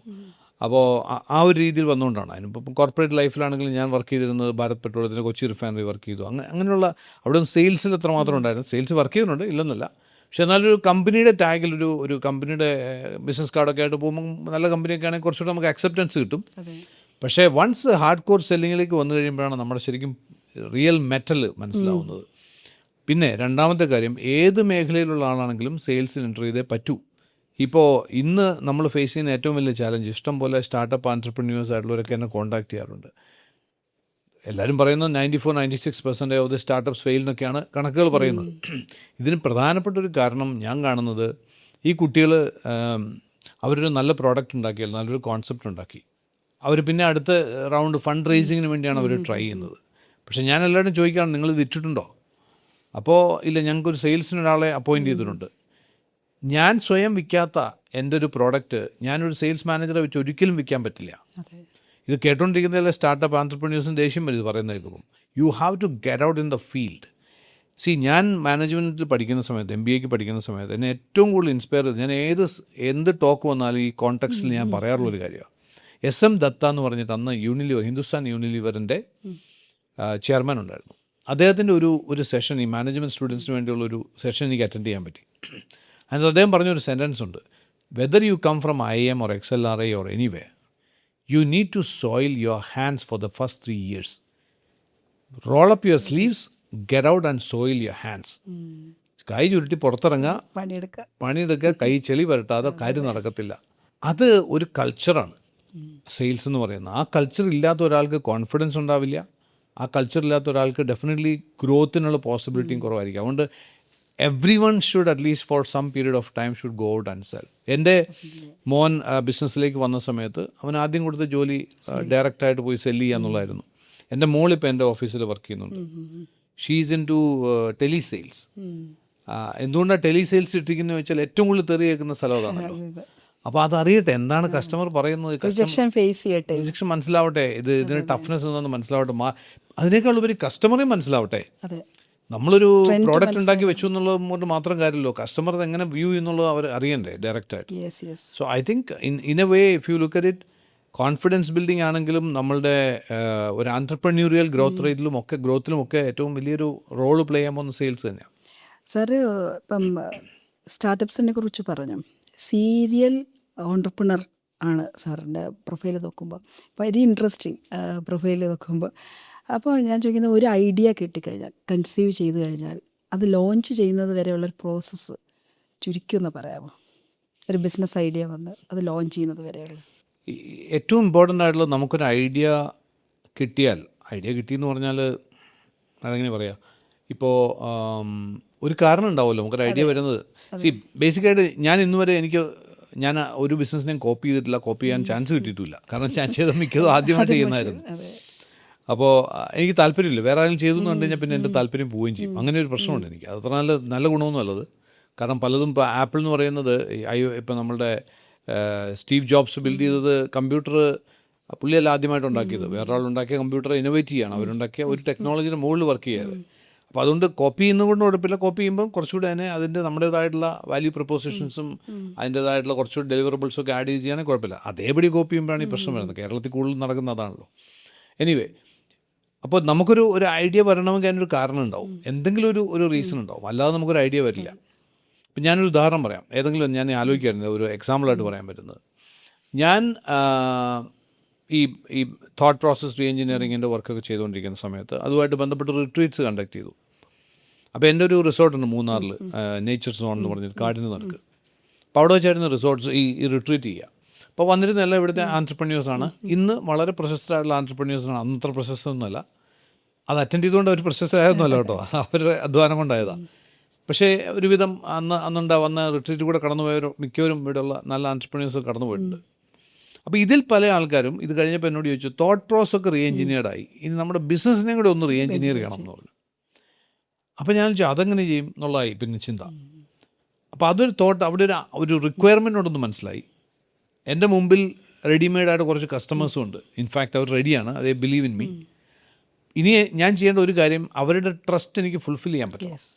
ഓക്കെ, എനിക്ക് ബിസിനസ് കൺസൾട്ടിങ് അറിയില്ല, അല്ല വളരെ ഫ്രാങ്ക് ആയിട്ട് പറഞ്ഞാൽ അന്നത്തെ അവസ്ഥ വെച്ച് നോക്കുകയാണ് ഞാൻ പറഞ്ഞത്. അപ്പോൾ ഇവർ ചോദിക്കുന്ന ഒരു ബിസിനസ് കൺസൾട്ടിങ് ഓപ്പറേഷനാണ്. സോ പിന്നീട് നമുക്കൊരു ഐഡിയ നമ്മുടെ മനസ്സിൽ വന്നു, നമുക്കതിൻ്റെ പൊട്ടൻഷ്യൽ മനസ്സിലായി കഴിഞ്ഞു, ഓട്ടോമാറ്റിക്കലി ക്ലയൻസും ഉണ്ടെന്ന് വെച്ചോളാം. Then you have to take a deep dive. ശരിക്കും ഒരു ഡീപ്പ് ഡൈവ് അതിനകത്ത് ആവശ്യമാണ്. ഈ ഡീപ്പ് ഡൈവ് ഇല്ലാതെ നമ്മൾ എന്തെങ്കിലും സ്റ്റാർട്ട് ചെയ്യുമ്പോഴാണ് ഈ പ്രശ്നം വരുന്നത്. അവിടെ എനിക്ക് തോന്നുന്നു ഒരു പരിധിവരെ ദൈവാനുഗ്രഹം കൊണ്ട് എനിക്കതിനകത്തൊരു ഒരു നാക്കുണ്ട്. എന്ന് വെച്ചാൽ ഈ ഡീപ്പ് ഡൈവ് എനിക്ക് ഭയങ്കര ഇഷ്ടമാണ്. ഞാൻ അതിലേക്ക് കുറേ നാളത്തേക്ക് ഇമ്മേഴ്സ്ഡ് ആവും, ഏത് ഫീൽഡാണെങ്കിലും. അതുമായി ബന്ധപ്പെട്ട് കിട്ടുന്ന റിസർച്ച് പേപ്പറുകളൊക്കെ വായിക്കുക, ബുക്കുകൾ വായിക്കുക, പിന്നെ വെർട്ടിക്കൽ ഭയങ്കര ഡീപ്പറായിട്ട് പോകും. ഞാൻ നോർമലി ഏറ്റവും വായിക്കാൻ മടിയുള്ള ആളാണ്. എനിക്ക് തോന്നുന്നു ഞാൻ ലാസ്റ്റ് വായിച്ചൊരു പുസ്തകം പക്ഷേ 5 വർഷം മുമ്പായിരിക്കും. അപ്പോൾ അതെന്തുകൊണ്ട് വായിച്ചു എന്ന് ചോദിച്ചാൽ, ആ സമയത്ത് ഞാൻ വർക്ക് ചെയ്തുകൊണ്ടിരുന്ന ഫീൽഡുമായി ബന്ധപ്പെട്ട് ഡീപ്പറായിട്ടുള്ള നോളജിന് വേണ്ടി വായിക്കുന്നതാണ്. അത്ര ആയിക്കഴിഞ്ഞാൽ പിന്നെ രണ്ടാമത്തെ കാര്യം അതിനെ ഒരു ബിസിനസ്സായിട്ട് മാറ്റുക എന്നുള്ളതാണ്. അതിന് തക്കതായിട്ടുള്ള മിടുക്കന്മാരായിട്ടുള്ള ആൾക്കാരും കൂടി നമ്മളോട് വേണം. അപ്പോൾ ഞങ്ങൾ ഇത് ചെയ്യാൻ പറ്റുന്ന ആരാണ് ഏറ്റവും മിടുക്കനായിട്ടുള്ളത്. അപ്പോൾ അതിനെക്കുറിച്ചുള്ള തോട്ട് പ്രോസസ്, അതിനെക്കുറിച്ച് ചിന്തകളായി, ആ സിഗ്നൽസ് നമ്മൾ പുറത്തേക്ക് വിടുമല്ലോ, പറയേണ്ട ആവശ്യമൊന്നുമില്ല. അപ്പം അത് എവിടെ നിന്നെങ്കിലുമൊക്കെ വന്നു ചേരും. അപ്പോൾ ഒരു ബിസിനസ് കൺസൾട്ടിങ്ങിൽ ഇവരൊക്കെ ചോദിക്കുന്ന ഈ ആൻട്രപ്രന്യൂഴ്സിനൊക്കെ ആവശ്യമുള്ളതെന്ന് പറഞ്ഞാൽ അവരുടെ ബിസിനസ് സിസ്റ്റമൈസ് ചെയ്യുക എന്നുള്ളതാണ്. ഞാൻ അത്രമാത്രം ഒരു സിസ്റ്റമൈസ്ഡ് ആളൊന്നുമല്ല. ഞാനൊരു ക്രിയേറ്റീവ് പേഴ്സണാണ്. എൻ്റെ മേശയൊക്കെ കണ്ടു കഴിഞ്ഞാൽ അത്ര സിസ്റ്റമൈസ്ഡ് ഒന്നുമില്ല. അപ്പം ഞാൻ അവരുടെ ബിസിനസ് സിസ്റ്റമൈസ് ചെയ്യാൻ പോകാത്തോ പറഞ്ഞാൽ വലിയ പ്രയാസമാണ്. പക്ഷേ ഞാനത് മനസ്സിലാക്കി, എങ്ങനെയാണ് ഇതിൻ്റെ പ്രോസസ്സ് സെറ്റ് ചെയ്യുക എന്നുള്ളത് മനസ്സിലായി. ഈ പ്രോസസ്സിനെ കുറിച്ച് ഐഡിയ കിട്ടി. മറ്റു പല വലിയ കൺസൾട്ടിങ് ഫേംസ് ചെയ്യുന്ന പ്രോസസ്സ് എന്താണെന്നുള്ളത് മനസ്സിലാക്കി. Then I was looking for the right kind of some resources. അപ്പോഴാണ് ഒരു വ്യക്തിയെ എനിക്ക് പരിചയപ്പെടുന്നു. അദ്ദേഹം സെൻട്രൽ ആഫ്രിക്കയിൽ ഹിന്ദുസ്ഥാൻ യൂണിലിവറിൻ്റെ ഓപ്പറേഷൻ സിസ്റ്റംസ് ആൻഡ് ഓപ്പറേഷൻസ് ഹെഡായിരുന്നു. അദ്ദേഹം ജോലി മടുത്തിട്ട് നാട്ടിൽ വന്നതാണ്. അപ്പോൾ ഇവിടെ റിട്ടയർമെൻറ്റ് ലൈഫ് ആയിക്കോട്ടെ എന്ന് വെച്ച് വന്നപ്പോൾ ഞാൻ ഒരിടത്ത് വെച്ച് പരിചയപ്പെട്ടാണ്. ഇത്രയും കേട്ടപ്പോൾ ഞാൻ പറഞ്ഞു നമുക്കൊന്ന് മീറ്റ് ചെയ്യണമെന്ന് പറഞ്ഞു. ഒരു കോഫി കുടിക്കുന്നു, അദ്ദേഹത്തെ ഇൻസ്പയർ ചെയ്യുന്നു. അങ്ങനെ അദ്ദേഹം ആദ്യത്തെ എൻ്റെ അതിനകത്തെ എംപ്ലോയിന്നോ അല്ലെങ്കിൽ CEO ആയിട്ട് വരുന്നു. അങ്ങനെ ഇരിക്കും വേറൊരാൾ വിളിച്ചിട്ട് പറയുന്നു സാറിൻ്റെ കൂടെ ഒന്ന് വർക്ക് ചെയ്യണം. അപ്പോൾ അദ്ദേഹത്തിൻ്റെ എക്സൈറ്റ്മെൻറ്റ് മുഴുവൻ ട്രെയിനിങ്ങിലാണ്. അപ്പോൾ എനിക്കാണെങ്കിൽ ആവശ്യം ഇതിനാണ്. അപ്പം ഞാൻ കുറച്ചൊന്ന് ട്വീക്ക് ചെയ്തിട്ട് ഇതിൻ്റെ പൊട്ടൻഷ്യൽ കാണിച്ചു കൊടുത്തു. അപ്പോൾ അത് കണ്ടു കഴിഞ്ഞപ്പോൾ ആൾ പറഞ്ഞു നമുക്ക് ഒരുമിച്ച് എന്തായാലും സാറിനോട് വർക്ക് ചെയ്യണം എന്നുള്ള രീതിയിൽ വന്നു. അങ്ങനെ രഞ്ജിത്ത് എന്ന് പറയുന്നത് ഇപ്പോൾ ഞങ്ങളുടെ ബ്രഹ്മയുടെ CEO ആയിട്ടുള്ള ആളെത്തി. അങ്ങനെ അതൊരു ടീമായി. അവിടുന്ന് അത് ജേർണി സ്റ്റാർട്ട് ചെയ്തു. അപ്പോൾ ബേസിക്കായിട്ട് നോക്കിയാൽ ഐഡിയ, അതിൻ്റെ ഒരു ഡീപ്പ് ഡൈവ് ചെയ്ത് അത് നമ്മൾ തന്നെ നമുക്കതിന് ഡീപ്പ് സ്റ്റഡി, നമ്മുടെ ഈ നോളജ്, അതിന് ഡീപ്പർ ലെവൽ നോളജ് നമുക്ക് ഉണ്ടാവുക. വേറെ ആരുടെയെങ്കിലും നോളജ് വെച്ച് നമ്മൾ ബിസിനസ് ചെയ്യാൻ നോക്കരുത്, നമ്മുടെ കയ്യിൽ അത് ഉണ്ടാവണം. നോളജ് വേണ്ടാത്തത് നമ്മളൊരു ഇൻവെസ്റ്റർ ആണെങ്കിൽ കുഴപ്പമില്ല. പക്ഷെ നമ്മൾ ചെയ്യുന്നൊരു ബിസിനസ് ആണെങ്കിൽ നമുക്ക് ഡീപ്പർ ലെവൽ നോളജ് ഉണ്ടാവണം. Then you need to see the potential of the market, potential in the market. അതിനുശേഷം കറക്റ്റ് റിസോഴ്സസ് നമ്മുടെ കൂടെ ഉണ്ടാവണം. ആ റിസോഴ്സസിനെ എംപവർ ചെയ്യണം. അവിടെ മടി വിചാരിക്കരുത്. പല ആൾക്കാരുടെയും പ്രശ്നം എന്ന് വെച്ചാൽ റൈറ്റ് പേഴ്സണെ ചൂസ് ചെയ്ത് കഴിഞ്ഞാൽ പിന്നെ അവർ നമ്മളൊക്കെ വലുതായി പോകുമെന്ന് പേടിച്ചിട്ട് അവരെ എംപവർ ചെയ്യാതിരിക്കുന്ന ഒത്തിരി ആൾക്കാരുണ്ട്. അപ്പോൾ അവരെ എംപവർ ചെയ്യണം. അവർക്ക് റെസ്പോൺസിബിലിറ്റി, അക്കൗണ്ടബിലിറ്റി കൊടുക്കാൻ പറ്റണം. അവിടുന്ന് ആ ഓർഗനൈസേഷൻ ബിൽഡ് ചെയ്യപ്പെടും. ഞാൻ ആക്ച്വലി ഒരു ഓർഗനൈസേഷൻ ഞാൻ എൻ്റെ ഒരു ഐഡിയ ലെവലിൽ നിന്ന് അതിനെ ഒന്ന് ഗ്രോ ചെയ്യിച്ച് ഒരു പ്രോഫിറ്റബിൾ ലെവലിൽ എത്തിക്കുന്നവരെയൊക്കെ എൻ്റെ ഇൻവോൾവ്മെൻറ്റ് ഉണ്ടാവാറുള്ളൂ. അത് കഴിഞ്ഞാൽ പിന്നെ അത് ഓട്ടോമാറ്റിക്കലി അത് റൺ ചെയ്തോളും. അത് അവർ തന്നെ ഓണർഷിപ്പ് എടുത്തും കൊണ്ടുപോകും. ഇപ്പം നമ്മളെ കുട്ടിക്കാലത്ത് ചൈൽഡ്ഹുഡ് ഇഷ്യൂസ് അല്ലെങ്കിൽ ചൈൽഡ്ഹുഡ് പാറ്റേൺ ചൈൽഡ്ഹുഡിൽ കിട്ടിയുള്ള കുറേ കാര്യങ്ങൾ നമ്മളെ ഇൻഫ്ലുവൻസ് ചെയ്യും പിൽക്കാലത്ത്. ഇപ്പോൾ നമ്മൾ എനിക്കൊന്ന് സാറും ഞാനും ഉള്ള ഒരു നമ്മുടെയൊക്കെ ചൈൽഡ്ഹുഡിൽ നമ്മൾ പറയും, ഒരു പക്ഷേ പറഞ്ഞിട്ടുണ്ടാകും, സാധാരണ ലൈഫ് ലീഡ് ചെയ്തിട്ടുള്ളവരാണെങ്കിൽ പറഞ്ഞിട്ടുണ്ടാകും, ഇന്ന് ഓണമാണ്, അല്ലെങ്കിൽ പെരുന്നാളാണ്, ക്രിസ്മസ് ആണ്, അപ്പോൾ നമുക്ക് നല്ല ഫുഡ് കഴിക്കാം, നല്ല ഡ്രസ്സ് കിട്ടും. അപ്പോൾ ഒരു ഗ്രാറ്റിഫിക്കേഷൻ എന്ന് പറയുന്നത്, ഒരു സ്റ്റിമുലി എന്ന് പറയുന്നത് ഭയങ്കര കൂടുതലാണ്. കാത്തിരുന്ന് കിട്ടുന്നൊരു സാധനം നമ്മൾ വാല്യൂ ചെയ്തിട്ടുണ്ട്. ഒരു പെൻസിൽ കിട്ടുമ്പോൾ, ഒരു ബോക്സ് കിട്ടുമ്പോൾ. മനസ്സിലേക്ക് വരുന്നു. യെസ്. അപ്പോൾ ഞാനൊക്കെ ആണെങ്കിൽ എനിക്ക് ആദ്യമായിട്ട് ഒരു സ്കൂളിൽ കൊണ്ടുപോയി ഒരു ബാഗൊക്കെ കിട്ടിയിട്ടുണ്ടെന്ന് ഞാൻ ഉറങ്ങിയിട്ടില്ല. പിറ്റേന്ന് രാവിലെ ഇതും കൊണ്ട് പോകാമല്ലോ. ആ സന്തോഷം എന്ന് പറയുന്നത് നമ്മൾ അനുഭവിക്കുന്നതാണ്, വാല്യൂ ചെയ്യുന്നുണ്ട്. ഈ കാര്യം നമ്മളെ മക്കളുടെ പറഞ്ഞാൽ ജെൻസി പിള്ളേർ പറഞ്ഞ ക്രിഞ്ച് ഇങ്ങനെയല്ലേ പറയുക. ഇത് ആർക്ക് കേൾക്കണം? അവർക്ക് ഇൻസ്റ്റൻറ്റ് ഗ്രാറ്റിഫിക്കേഷൻ്റെ ആൾക്കാരാണ്. ഈവൻ ഒരു ഇൻഫർമേഷൻ ആണെങ്കിൽ പോലും ChatGPT നോക്കുന്നു, അവർക്ക് പെട്ടെന്ന് കിട്ടുന്നു, അവർ സൊല്യൂഷൻ പെട്ടെന്ന് കിട്ടും. അവരൊരിക്കലും റിസർച്ചിൽ പോവില്ല. നമുക്കൊരു ഒരു ക്ലാരിറ്റി വേണമെങ്കിൽ ബുക്ക് എടുക്കുന്നു, ലൈബ്രറി പോകുന്നു, വായിച്ചു നോക്കുന്നു, അല്ലെങ്കിൽ പേപ്പർ, അല്ലെങ്കിൽ മെൻറ്റേഴ്സ് ഉണ്ട്, അധ്യാപകരോട് പോയി ചോദിക്കും. ഇതൊന്നും നടക്കില്ല. വിത്തിൻ സെക്കൻഡ് അവർക്കെല്ലാം കിട്ടും. അപ്പോൾ ഇങ്ങനെയുള്ളവരുടെ ബ്രെയിനിൻ്റെ, നമ്മൾ ബ്രെയിനെ കുറിച്ച് പറയുമ്പോൾ അവരുടെ പൊട്ടൻഷ്യൽ ഓപ്റ്റിമൈസ് ചെയ്യാൻ ഈ വരുന്ന തലമുറയ്ക്ക് കുറച്ച് പാടുപെടത്തില്ലേ കുറച്ച് കഴിയുമ്പോൾ? ഇത് എനിക്ക് തോന്നുന്നു ഇതെല്ലാം ഡോക്ടർ ലിസി, ഇതിനകത്ത് ഇതൊരു ഇവല്യൂഷൻ ആണല്ലോ. ഒന്ന് സ്റ്റേബിളായിട്ട് നിൽക്കുന്ന കാര്യങ്ങളല്ല ഇതൊക്കെ. വന്ന് മാറിക്കൊണ്ടിരിക്കുന്ന ഒരു അല്ലേ പറയാം, വന്ന് മാറിക്കൊണ്ടിരിക്കുന്ന ഒരു പ്രോസസ്സാണിത്. നമ്മുടെ കാലത്ത് നമുക്ക് കിട്ടിയിരുന്ന എക്സൈറ്റ്മെൻറ്റ്, അന്നത് കിട്ടുന്ന രീതി, ഔട്ട്ഡോർസിൽ വെക്കേഷൻ, ഇപ്പോൾ ഇപ്പോഴും വെക്കേഷൻ എന്ന് പറയുമ്പോൾ ഇപ്പോഴും പഴയ ആ കാലം ഓർമ്മ വരുന്നു. ഭയങ്കരമായിട്ടുള്ള എക്സൈറ്റിംഗ് ആയിട്ടുള്ള ഒത്തിരി കാര്യങ്ങൾ ഓർമ്മ വരും. അതേപോലെ ഇപ്പം ചെറിയ ചെറിയ കാര്യങ്ങൾ നമുക്ക് എനിക്കിപ്പോൾ പെട്ടെന്ന് എൻ്റെ മനസ്സിലേക്ക് ഓടി വരിക, എവിടെ നിന്നാണ് ആ ഇമേജ് വന്നതെന്നും എനിക്കറിയില്ല. എൻ്റെ മൂത്ത ജ്യേഷ്ഠൻ ഡൽഹിയിലാണ് വർക്ക് ചെയ്തത് അന്ന്, ഞാൻ സ്കൂളിൽ പഠിക്കുമ്പോൾ. അപ്പോൾ ജ്യേഷ്ഠൻ വരുന്ന സമയത്ത്, അന്നും ഡൽഹിയിൽ നിന്നൊക്കെ വരിക എന്ന് പറഞ്ഞാൽ വലിയ സംഭവമാണല്ലോ. അപ്പോൾ ഡ്രസ്സൊക്കെ കൊണ്ടുവരും. അപ്പോൾ എനിക്കൊരു പ്രാവശ്യം വെളുത്ത ഷർട്ടിൽ ഒരു കൈൻഡ് ഓഫ് എന്താ പറയുക, സാറ്റിൻ പോലത്തെ എന്തോ ക്ലോത്ത്, അന്ന് ആ ക്ലോത്ത് ഞാൻ കണ്ടിട്ടേ ഇല്ല. അതിലെന്തോ ഡാർക്ക് കളർ റൗണ്ട് സർക്കിൾസ് ഒക്കെ ഉള്ളത് എൻ്റെ മനസ്സിൽ പെട്ടെന്ന് വന്നു. അപ്പോൾ അത് അന്നങ്ങനെയായിരുന്നു. നമ്മളവിടുന്ന് ഈ ടെക്നോളജി ഏജിലേക്ക് വന്നു കഴിഞ്ഞപ്പോഴത്തേക്കും ഈ ഇൻസ്റ്റൻ്റായിട്ട് ഇവർക്ക് ഈ പറയുന്ന സെയിം ഡോപ്പമിൻ റഷ് കിട്ടാവുന്ന പല മാർഗ്ഗങ്ങളുണ്ടായി. ഇപ്പോൾ ഒരു പോസ്റ്റ് ഇട്ടു, അതിനകത്തൊരു ലൈക്ക് വരുമ്പോൾ തന്നെ ഡോപ്പമിൻ റഷ് ഉണ്ടാവുന്നു. ബേസിക്കലി സംഭവിച്ചിട്ടുള്ളത്, നമ്മൾ അങ്ങനെ നോക്കുകയാണെങ്കിൽ, ഒരു ബ്രെയിനിൻ്റെ പോയിന്റ് ഓഫ് വ്യൂ നിന്ന്, ഒരു ന്യൂറോ സയൻറ്റിഫിക് പോയിന്റിൽ നോക്കിയാൽ, അൺനെസസറി ആയിട്ട്, അല്ലെങ്കിൽ എന്താ പറയുക, ഒരു ഡിസ്പ്രപ്പോർഷനേറ്റ് ആയിട്ടുള്ള ഡോപ്പമൈൻ റിസപ്റ്റേഴ്സ് നമ്മുടെ ബ്രെയിനിലുണ്ടാവും, നല്ലതല്ല. അതിൻ്റെ പ്രശ്നങ്ങളാണ് ഇന്ന് നമ്മൾ ഫേസ് ചെയ്യുന്നതല്ല. ഓരോ തവണയും നമ്മളുടെ ഒരു റിവാർഡ് സിസ്റ്റമാണ് ഡോപ്പമൈൻ എന്ന് പറയുന്നത്. അപ്പോൾ ഓരോ തവണയും ഈ റിവാർഡ് ഞാൻ എന്ത് ചെയ്യുമ്പോഴും റിവാർഡ് കിട്ടണം, റിവാർഡ്. ഇപ്പോഴത്തെ കുട്ടികൾക്ക് നോക്കുകയാണെന്നുണ്ടെങ്കിൽ, ഇപ്പം ഓഫീസ് വർക്ക് ചെയ്യുന്ന കുട്ടികളിൽ തന്നെ ഞാൻ ശ്രദ്ധിച്ചിട്ടുണ്ട്, അവർക്ക് എല്ലാ ദിവസവും അപ്രീസിയേഷൻ കിട്ടണം, എല്ലാ ദിവസവും. ഇന്നത്തെ എന്താ കിട്ടാത്തതെന്ന് പറഞ്ഞിട്ടില്ല. അപ്പോൾ അത് കിട്ടിയില്ലെന്നുണ്ടെങ്കിൽ എന്തോ ഒരു പ്രശ്നം പോലാണ്. നമുക്കൊക്കെ അപ്രീസിയേഷൻ എന്ന് പറഞ്ഞ സാധനം നമ്മൾ കണ്ടിട്ട് പോലും ഇല്ല, ആര് തന്നിരിക്കുന്നു. അപ്പം എത്ര നന്നായിട്ട് ചെയ്താലും ഒന്നും പറയത്തില്ല. നമ്മളൊക്കെ പഠിച്ചിരുന്ന കാലം അങ്ങനെയായിരുന്നു. ചീത്ത വിളിക്കാനാണെങ്കിൽ മുമ്പിൻ്റെ ഒന്ന് ഇഷ്ടംപോലെ ടീച്ചർമാരുണ്ടാവും. അപ്പം ബേസിക്കായിട്ട് നോക്കുകയാണെങ്കിൽ ഇപ്പോഴത്തെ ഒരു മേജർ ഇഷ്യൂ എന്ന് പറയുന്നത്, ഞാൻ പറയുന്നത് ഡോപ്പമൈൻ ടോക്സിസിറ്റി ഭയങ്കര ഹൈ ആണ്. അപ്പം അതുകൊണ്ട് സംഭവിച്ചിരിക്കുന്നത് എന്താണെന്ന് വെച്ചാൽ, പല കാര്യങ്ങളിലും സന്തോഷം കണ്ടെത്താൻ അവർക്ക് പറ്റുന്നില്ല. എപ്പോഴും കൂടുതൽ ഡോപ്പമൈൻ റിസപ്റ്റേഴ്സ് നമ്മൾ ബ്രെയിനിൽ ക്രിയേറ്റ് ചെയ്യുന്നതുകൊണ്ട് തന്നെ അതിനെ സാറ്റിസ്ഫൈ ചെയ്യാൻ വേണ്ടി എന്തെങ്കിലുമൊക്കെ കിട്ടിക്കൊണ്ടിരിക്കണം. അത് കിട്ടാതെ വരുമ്പോൾ അതിനുള്ള മാർഗ്ഗങ്ങൾ കണ്ടുപിടിക്കും. അത് പലപ്പോഴും മോശപ്പെട്ട പല മാർഗ്ഗങ്ങളിലേക്ക് മാറും. അഡിക്ഷനിലേക്ക് പോകുന്നതും ഡ്രഗിലേക്ക് പോകുന്നതും ഒക്കെ ഈ എക്സസീവായിട്ടുള്ള ഈ ഡോപ്പമൈൻ റിസപ്റ്റേഴ്സാണ്. അത് മനസ്സിലാക്കി കൊടുക്കാൻ പറ്റിയാൽ നല്ലതാണ്. പക്ഷേ എങ്ങനെ മനസ്സിലാക്കുന്നുള്ളതൊക്കെ കോംപ്ലിക്കേറ്റഡ് ഇഷ്യൂ ആണ്. പക്ഷേ എനിക്ക് തോന്നുന്നത് ജെൻസീസിനെ കുറിച്ച് പറഞ്ഞുകൊണ്ട് പറയുകയാണെങ്കിൽ, അവർ കുറെ കൂടി ഇൻ്റലിജൻ്റ് ആയിട്ടാണ് എനിക്ക് തോന്നുന്നത്. ഇതിന് തൊട്ട് മുമ്പത്തെ ജനറേഷനിലാണ് ഈ പ്രശ്നം കൂടുതലുള്ളത്. ജെൻസീസ് കുറെ കൂടെ അവർ മൊബൈൽ ഇല്ലാത്ത ദിവസങ്ങൾ അങ്ങനെയൊക്കെ അവർ ഡിജിറ്റൽ ഡീടോക്സ് ചെയ്യുന്നവരുണ്ട്. എനിക്ക് തോന്നുന്നു അത് റിവോൾവ് ചെയ്ത് വരും, ഡെഫിനറ്റ്ലി റിവോൾവ് ചെയ്ത് വരും. അത് ശരിയാണ്. അങ്ങനത്തെ ഞാനും കണ്ട കുറേ യങ്സ്റ്റേഴ്സിൽ അതുണ്ട് കേട്ടോ. എനിക്ക് ഭയങ്കര ഒരു ഹോപ്പ്ഫുൾ ആയിട്ടുള്ള ഒരു കാര്യമാണ്. അതെ, കാരണം ആൽക്കഹോൾ കൺസംഷൻ തന്നെ മില്ലേനിയൽസുമായിട്ട് കമ്പയർ ചെയ്ത് കഴിഞ്ഞാൽ 70% കുറവാണ് ജെൻസീസിൽ. അപ്പം അങ്ങനെ നോക്കുകയാണെങ്കിൽ സൈക്കിള് തിരിച്ച് ബെറ്റർ ആയിട്ട് വരുന്നുണ്ട്. അത് നമുക്ക് അങ്ങനെ തന്നെ വരട്ടെ എന്ന് ആഗ്രഹിക്കാം. ഇപ്പോൾ നമ്മൾ ഈ സംസാരിച്ചുകൊണ്ട് വന്ന കാര്യത്തിൽ തന്നെ ഇപ്പോൾ ബിസിനസ്, ഇപ്പോൾ പല ഡിഫറെൻ്റ് ഐഡൻറ്റിറ്റിയിൽ സാറ് ചെയ്യുന്നുണ്ട്, റോൾസ് ചെയ്യുന്നുണ്ട്. അപ്പോൾ ഇനി വരുന്ന കാലഘട്ടത്തിൽ ഒരു പക്ഷേ മാർക്കറ്റ് ചേഞ്ചായി, ഒരുപാട് ചേഞ്ചായി. ഇപ്പോൾ ഡയറക്റ്റ് മാർക്കറ്റിംഗ് പോയി, ഇപ്പോൾ നമ്മൾ പ്രോഡക്റ്റ് സെല്ലിംഗ് ആണെങ്കിലും ഇപ്പോൾ ഡിജിറ്റൽ മാർക്കറ്റിംഗ് മാത്രമാണ് നമ്മൾ ആശ്രയിക്കുന്നത്. അപ്പോൾ ആ മാർക്കറ്റിങ്ങിനെ കൺവിൻസ് ചെയ്യേണ്ടുന്ന പ്രോഡക്റ്റോ സർവീസോ നമ്മൾ ഇറക്കിയാലേ പറ്റുള്ളൂ. ഫ്യൂച്ചറിൽ മാർക്കറ്റിംഗ് സ്ട്രാറ്റജി മുഴുവൻ മാറിയിരിക്കുന്നവർ ഇനിയിപ്പം ഇപ്പോൾ AI വന്നതിന് ശേഷം നമ്മൾ ഒരു പക്ഷേ നമ്മൾ വീഡിയോ പോലും നമ്മളിന്ന് ഡെയിലി ചെയ്യേണ്ട, AI അത് ചെയ്തോളും. ആ ഒരു കാലഘട്ടത്തിൽ ഇനി ഒരു പ്രോഡക്റ്റ് വന്നാൽ ഒരു പക്ഷേ സാറ് ആ ഒരു ചിന്ത ഉണ്ടെങ്കിൽ അത് എന്തിനെക്കുറിച്ചായിരിക്കും? ഇപ്പോൾ DNA ഡീകോഡിങ്, ബയോ ഹാക്കിംഗ്, അങ്ങനത്തെ കാര്യങ്ങളൊക്കെ അഡ്വാൻസ്ഡ് ആയിട്ട് നിൽക്കുന്നതുകൊണ്ട് ചോദിക്കുകയാണ്. അങ്ങനെ ഒരു പ്രോഡക്റ്റിൻ്റെ ഒരു കോൺസെപ്റ്റ് ഉണ്ടെങ്കിൽ അത് എന്തിനെക്കുറിച്ചാകാനാണ് സാധ്യത? ചിന്തിച്ചിട്ടുണ്ടോ?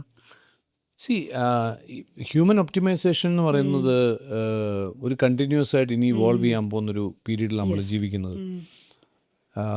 ചിന്തിച്ചിട്ടുണ്ടോ എന്ന് വെച്ചാൽ ഡെഫിനറ്റ്ലി പല ഭ്രാന്തമായിട്ടുള്ള തോട്ട്സും വരും ഇതുമായിട്ട്. കാരണം ഇതിനകത്ത് കുറച്ച് ക്രേസി ആയിട്ട് ചിന്തിച്ചാൽ മാത്രമേ നമുക്ക് അടുത്ത തലങ്ങളിലേക്ക് പോകാൻ ഇൻസെയിൻ ആയിട്ട് നമ്മൾ ട്രാവൽ ചെയ്യണം. ഇപ്പോൾ ഈ AI-യുടെ ഒരു അഡ്വൻറ്റ് വന്നതോടുകൂടി, AI ഏജൻസും അങ്ങനെയുള്ള ഒരു കോൺസെപ്റ്റിലേക്ക് വന്നതോടുകൂടി നമ്മൾ ബിസിനസ് ചെയ്യുന്ന രീതി മൊത്തം മാറിയല്ലോ. സാം ആൾട്ട്മൻ അന്ന് പറഞ്ഞപ്പോൾ, അതായത് $1 ബില്യൺ വാല്യുവേഷനുള്ള കമ്പനി ഒരു എംപ്ലോയിയെ കൊണ്ട് നടത്തിക്കും, അല്ലെങ്കിൽ നടത്തുന്ന ഒരു കാലം വരും എന്ന് പറഞ്ഞപ്പോൾ ആൾക്കാരത് ഒരു അത്ഭുതമായിട്ട് കേട്ടു. പക്ഷേ കഴിഞ്ഞ മാസം US അങ്ങനെ ഒരു കമ്പനി ഉണ്ടായി. ഒരു എംപ്ലോയി മാത്രമേ ഉള്ളൂ, $1 ബില്യൺ വാല്യുവേഷൻ എത്തി. അതൊരു ടെക്നോളജി കമ്പനി അല്ല എന്നുള്ളതാണ് അതിൻ്റെ ഏറ്റവും ഇൻട്രസ്റ്റിംഗ് ആയിട്ടുള്ളത്. ഒരു ഹെൽത്ത് കെയർ കമ്പനിയാണ്. അപ്പോൾ അത് ഇത്രയും വേഗതയിൽ മാറിക്കൊണ്ടിരിക്കുന്ന സമയത്ത് ആക്ച്വലി കുറച്ച് എല്ലാ ആൻട്രപ്രന്യൂഴ്സും ഇന്ന് കുറച്ച് സ്ട്രെസ്സിലാണ്. അവർക്കറിയില്ല എന്താണ് സംഭവിക്കാൻ പോകുന്നുള്ളത്. ഞാനതിൻ്റെ ഒരു കൈൻഡ് ഓഫ് ആ ഫീൽഡിൽ തന്നെ നിൽക്കുന്നത് കൊണ്ട് I know what's happening at least. അത് വെച്ച് നോക്കുകയാണെന്നുണ്ടെങ്കിൽ ഇനി വരാൻ പോകുന്ന വിന്നർ എന്ന് പറയുന്ന സ്പീഡാണ്. സ്പീഡ് ഓഫ് എക്സിക്യൂഷൻ ആരുടെ കയ്യിലാണോ അവനാണ് വിന്നർ. കാരണം എത്ര വലിയ മനോഹരമായ ഐഡിയ ഉണ്ടെന്ന് പറഞ്ഞിട്ട് കാര്യമില്ല, എത്ര വേഗതയിൽ അത് എക്സിക്യൂട്ട് ചെയ്ത് എത്ര വേഗതയിൽ അത് ആൾക്കാരിലേക്ക് എത്തിക്കാൻ പറ്റും എന്നുള്ളതാണ് ഗെയിം. നൗ നമ്മളിപ്പോൾ തന്നെ കണ്ടുകൊണ്ടിരിക്കുന്നത് എത്ര നല്ല ആശയം വന്നാലും ഇന്ന് ആ ആശയത്തിനെ മെഷർ ചെയ്യുന്ന ഏറ്റവും വലിയ പാരാമീറ്റർ എന്ന് പറയുന്നത് how effectively and how economically and how fast you can reach to people. ബിസിനസ്സിൻ്റെ മന്ത്രം ഇപ്പോൾ മാത്രമേ ഉള്ളൂ. പണ്ടൊക്കെ ആയിരുന്നു നമ്മൾ ഇന്നോവേഷൻ ഇതൊക്കെ പറഞ്ഞുകൊണ്ടിരുന്നത്. അപ്പോൾ അങ്ങനെ നോക്കുകയാണെന്നുണ്ടെങ്കിൽ I think the next big idea എന്ന് പറയുന്നത് ഹ്യൂമൻ പൊട്ടൻഷ്യലും AI-യും കൂടെ കൺവേർജ് ചെയ്തുണ്ടാകാവുന്ന ഏറ്റവും ഒരു എക്സ്പ്ലോസീവ് ആയിട്ടുള്ള ഒരു മോഡലായിരിക്കും. മനുഷ്യനേക്കാളും നല്ല രീതിയിൽ ചിന്തിക്കാനുള്ള കഴിവ് ഇപ്പോൾ AI-ക്കൊക്കെ എത്തിക്കഴിഞ്ഞു. നമ്മളിപ്പം ക്ലൗഡിനോടൊക്കെ വേണ്ട രീതിയിൽ ഇൻട്രാക്ട് ചെയ്യാൻ തുടങ്ങിക്കഴിഞ്ഞാൽ ഡെഫിനറ്റ്ലി നിങ്ങൾക്ക് അറിയാൻ പറ്റും എത്രമാത്രം ഇൻ്റലിജൻ്റ് ആയിട്ട് അല്ലെങ്കിൽ ഡീൽ ചെയ്യുമെന്നുള്ളത്. ആ ഒരു സമയത്ത് ഇനി നമ്മൾ ചിന്തിക്കേണ്ടത് ഇമ്പോസിബിലിറ്റികളെ പോസിബിലിറ്റികളാക്കുക എന്നുള്ളതാണ്. അവിടെ എനിക്കൊരു ചോദ്യം ചോദിക്കാനുള്ളത്, ഒരു സൈക്കോളജിസ്റ്റ് കൂടെ ആയതുകൊണ്ടാണ് ഈ ചോദ്യം. ഈ AI അല്ലെങ്കിൽ ടെക്നോളജിയിൽ ഇമോഷൻസ് എത്രമാത്രം വർക്കാവും? അതൊരു കോൺട്രഡിക്ടറി ആവില്ലേ? പ്യുവർലി ലോജിക്കലായി പ്രീ പ്ലാൻഡ് ചെയ്ത് പ്രോഗ്രാം ചെയ്ത് വെച്ചിരിക്കുന്ന ഒരു AI-ക്ക് ഇമോഷൻ ലെസ്സാണ്. ആക്ച്വലി AI പ്രീ പ്രോഗ്രാംഡ് അല്ല, AI ഇവോൾവ് ചെയ്യുന്നതാണ്. അപ്പോൾ അതുകൊണ്ട് തന്നെ ഇമോഷൻസ് AI-ൽ കൊണ്ടുവരാൻ പറ്റില്ല എന്ന് നമുക്ക് പറയാൻ പറ്റില്ല. കാരണം കൊണ്ടുവരാൻ പറ്റും തന്നെയാണ്. ഓൾറെഡി അത് നമുക്കത് എക്സ്പീരിയൻസ് ചെയ്യാൻ പറ്റും. ശരിയായിട്ടൊന്ന് AI യൂസ് ചെയ്യുന്ന ആൾക്കാരോട് ചോദിക്കുകയാണെങ്കിൽ you can see that it's happening. Like ഇപ്പോൾ ഞാനൊരു എക്സാമ്പിൾ പറയാം. ഞങ്ങളിപ്പോൾ ചെയ്തുകൊണ്ടിരിക്കുന്ന ഒരു പ്രോജക്റ്റ് ഉണ്ട്, കുറച്ച് കോംപ്ലിക്കേറ്റഡ് ആയൊരു പ്രോജക്റ്റാണ്. അപ്പോൾ അതിൽ AI മോഡൽ വെച്ചിട്ട്, അതായത് ക്ലൗഡിൻ്റെ മോഡൽ വെച്ചിട്ട് ഞങ്ങൾ ആദ്യം അതിൻ്റെ ഒരു പ്രോട്ടോടൈപ്പ് ക്രിയേറ്റ് ചെയ്തു. ടെക്നോളജി പ്രോഡക്റ്റാണ്. ഈ പ്രോട്ടോടൈപ്പ് ഞങ്ങളുടെ ഡെവലപ്പറിന് കൊടുത്തു, ഹ്യൂമൻ ഡെവലപ്പർ അങ്ങനെ പറയണമല്ലോ. അപ്പോൾ അതിനെ ഇതിങ്ങനെയല്ല ചെയ്യാൻ പറ്റുക, ഈ രീതിയിലാണ് ചെയ്യുന്നതായിരിക്കും, ഇങ്ങനെ ചെയ്താലേ ഇത് പ്രാക്ടിക്കലായിട്ട് വർക്ക് ചെയ്യുള്ളൂ എന്നുള്ള രീതിയിലുള്ള റെസ്പോൺസ് തന്നു. തിരിച്ച് നമ്മൾ ക്ലൗഡിനോട് ചോദിച്ചു, ഇങ്ങനെയാണ് പറയുന്നത് ഡെവലപ്പർ എന്ന് പറഞ്ഞു. Your developer must be living in 2018. ക്ലൗഡിൻ്റെ മറുപടി 2018. Now we are in 2026. So better ask him to upgrade himself എന്നൊക്കെ പറഞ്ഞു. അപ്പോൾ പറഞ്ഞു, ഓക്കെ ഇത് അങ്ങനെ പറയാൻ പറ്റത്തില്ലല്ലോ, അതുകൊണ്ട് ഒരു കാര്യം ചെയ്യ്, എങ്ങനെ ചെയ്യണം എന്നുള്ളത് നീ തന്നെ ഒന്ന് പറഞ്ഞു പറഞ്ഞു. അപ്പോൾ പുള്ളി തിരിച്ചെഴുതി എന്താണെന്നറിയോ, I'm going to give you a complete document, and I'm going to make sure that your developer's ego is not hurt. ഒരു ഹ്യൂമൻ പോലും ചിന്തിക്കുന്നതിനപ്പുറത്തെത്തി. യെസ്. അപ്പോൾ ഇമോഷൻസിനെ കുറിച്ചൊന്നും നമുക്ക് സംസാരിക്കാതിരിക്കാൻ പറ്റില്ല. അപ്പോൾ അതുകൊണ്ട് ചില ആൾക്കാർക്ക് ഇന്ന് അവരുടെ ഏറ്റവും നല്ല കമ്പാനിയനാണ്, ഏറ്റവും നല്ല ഫ്രണ്ടാണ്. ചില ആൾക്കാർക്ക് അഫെക്ഷൻ ആയി തുടങ്ങിയിട്ടുണ്ട്. അതൊക്കെ ഉണ്ട്, എല്ലാം ഉണ്ട് അതിനകത്ത്. അത് എൻ്റെ അടുത്ത് ഒരു ക്ലയൻറ്റ് പറഞ്ഞതാണ്, ഞാനൊരു ട്രോമ ഫേസ് ചെയ്യുന്ന സമയത്ത് ഞാൻ എല്ലാ ദിവസവും എനിക്ക് ആരോടും സംസാരിക്കുന്ന ഇഷ്ടമല്ല, ഞാൻ ChatGPT ചോദിക്കും, ഇന്ന് ഞാൻ എന്നെ എന്ന് മോട്ടിവേറ്റ് ചെയ്യും, എങ്ങനെയാണ് എന്തൊക്കെയാണ് ഞാൻ ചെയ്യേണ്ടുന്നത്, എനിക്കൊരു റുട്ടീൻ പറഞ്ഞതാ. അപ്പോൾ കൃത്യമായി പറഞ്ഞു തന്നു, കൊടുത്തു എന്നാണ് പറയുന്നത്. അതുപോലെ പക്ഷെ അതിൽ മാത്രം അപകടമുണ്ട്. കാരണം ഈ എല്ലാ AI-ക്കും ഉള്ള ഒരു ചെറിയ അപാകത എന്ന് പറയുന്നത് ഹലൂസിനേഷനാണ്. അത് ഓട്ടോമാറ്റിക്കലി ഹലൂസിനേറ്റ് ചെയ്യും. ഒരു ജനറലൈസേഷൻ ഉണ്ടാവത്തില്ല. ഉണ്ട്, അതാണ് ഹലൂസിനേഷൻ എന്ന് പറയുന്നത്. ഹലൂസിനേഷൻ എന്ന് പറഞ്ഞാൽ എനിക്ക് പ്രോംപ്റ്റ് ചെയ്യാൻ കറക്റ്റായിട്ട് അറിയില്ലെങ്കിൽ, പ്രോംപ്റ്റ് ചെയ്യാൻ അറിയില്ലെന്നുണ്ടെങ്കിൽ വെറുതെ ബ്രോഡായിട്ട് ഞാൻ ചോദിച്ചാൽ ഇത് വേറൊരു ഡയറക്ഷൻ കൂടെ കൊണ്ടുപോകും. അപ്പോൾ പ്രോംപ്റ്റിങ് വളരെ ക്രൂഷ്യലാണ് ഇതിനകത്ത്. അപ്പം നല്ല രീതിയിൽ പ്രോംപ്റ്റ് ചെയ്യാൻ അറിയില്ലെന്നുണ്ടെങ്കിൽ തെറ്റായ ഡയറക്ഷനിലേക്ക് കൊണ്ടുപോകാൻ പറ്റും, എസ്പെഷ്യലി ഇമോഷണൽ ഇഷ്യൂസിലൊക്കെ തന്നെ. Even to the extent that നിനക്ക് വേണമെന്നുണ്ടെങ്കിൽ സൂയിസൈഡ് തന്നെ ചെയ്തോന്ന് വരെ പറയുന്ന. ലാസ്റ്റ് ഒരു ഇഷ്യൂ വന്നു, ChatGPTക്ക് അഗെയിൻസ്റ്റ് ഒരു കേസ് പോലും വന്നായിരുന്നല്ലോ. ഒരു കുട്ടി ചോദിച്ചു, അപ്പോൾ ChatGPT സൂയിസൈഡ് ചെയ്യാനുള്ള വഴികൾ പറഞ്ഞു കൊടുത്തു. അപ്പോൾ അവിടെ ലോജിക്കലി സ്റ്റെപ്പ് 1 2 3 എന്ന് പറഞ്ഞു കൊടുത്തു, ആ കുട്ടി സൂയിസൈഡ് ചെയ്യാൻ ചെയ്തു. എന്തെങ്കിലും നമ്മൾ ചെയ്യുമ്പോഴും അറ്റ്ലീസ്റ്റ് ഒരു പ്രോംപ്റ്റിനകത്ത് ഒരു വേർഡ് ഇടണം, ഡോണ്ട് ഹാലുസിനേറ്റ് പറയണം, അല്ലെങ്കിൽ ഹാലുസിനേറ്റ് ചെയ്യും. പ്രോംപ്റ്റ് എഞ്ചിനീയറിംഗ് ഇപ്പോൾ വളരെ പോപ്പുലർ, ആളുകളത് പഠിക്കുന്നുമുണ്ട്.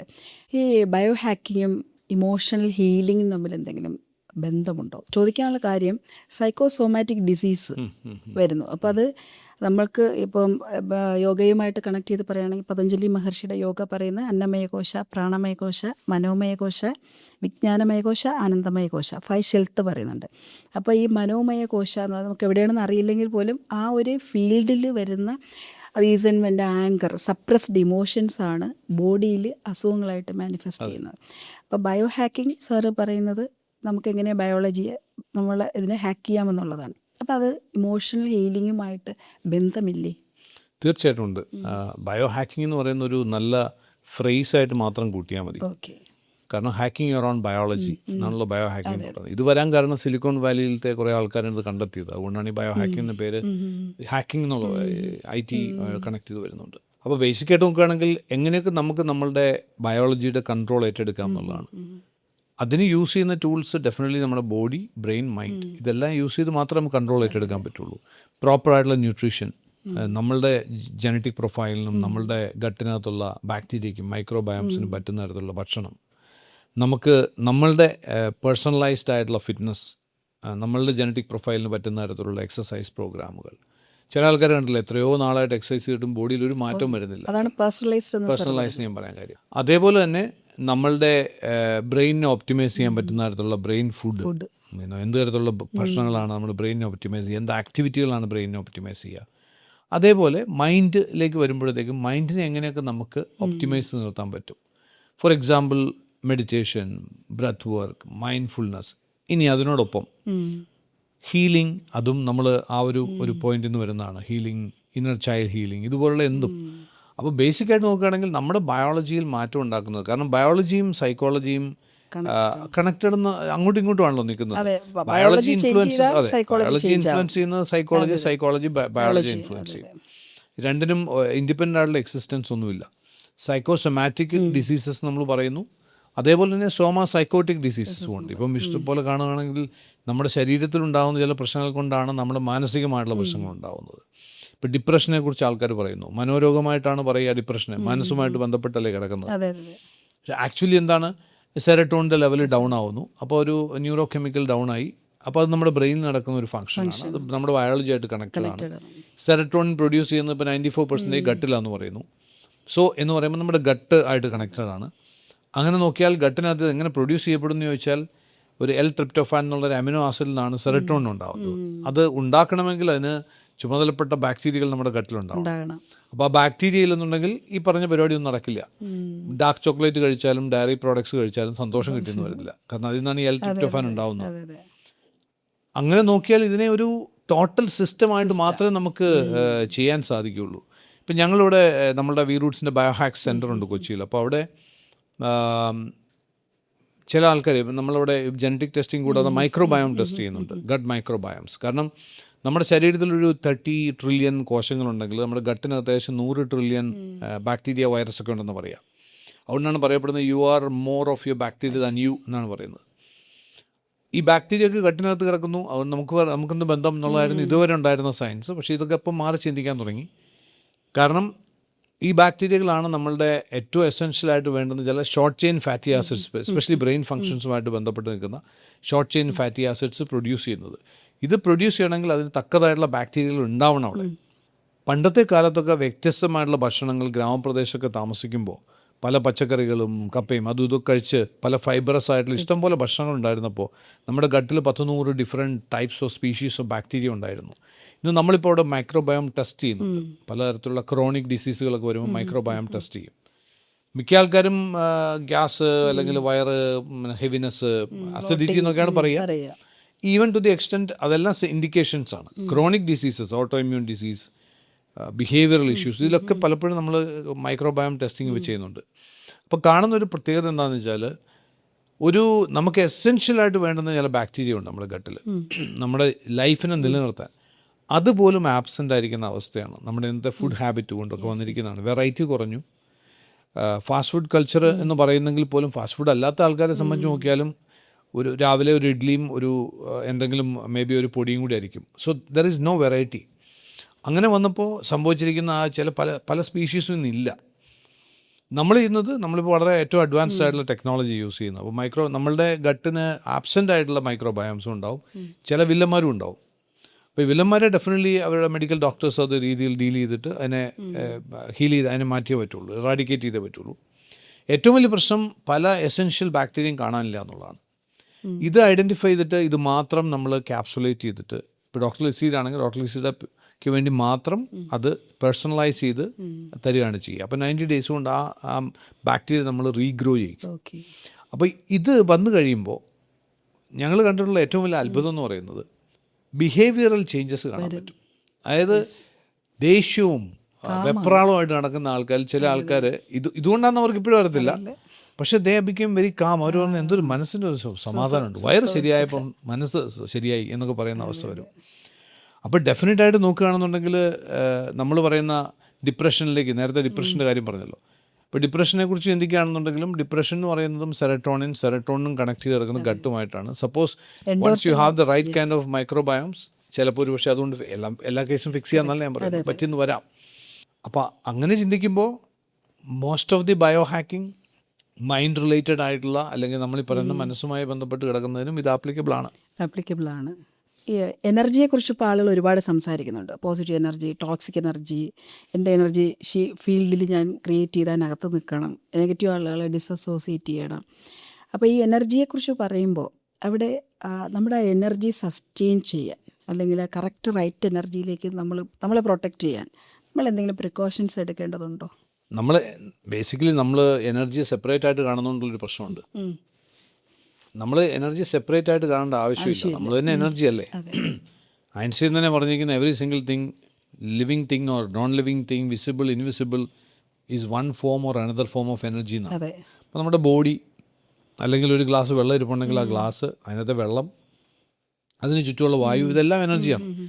ഡിഫറെൻറ്റ് ഫ്രീക്വൻസീസിൽ വൈബ്രേറ്റ് ചെയ്യുന്ന എനർജി എന്ന് മാത്രം കരുതേണ്ട ആവശ്യമുള്ളൂ.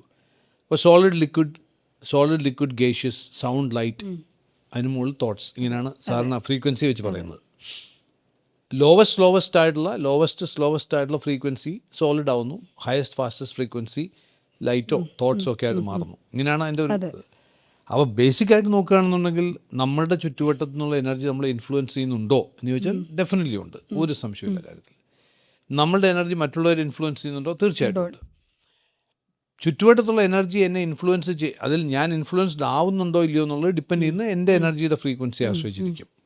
ഇപ്പം നമ്മൾ ഫിസിക്കൽ തിയറി ഓഫ് റെസൊണൻസ് എന്ന് പറയില്ലേ, അപ്പം സെയിം ഫ്രീക്വൻസിയിലുള്ള എനർജി ഫോംസ് തമ്മിൽ റെസൊണേറ്റ് ചെയ്യുന്നു.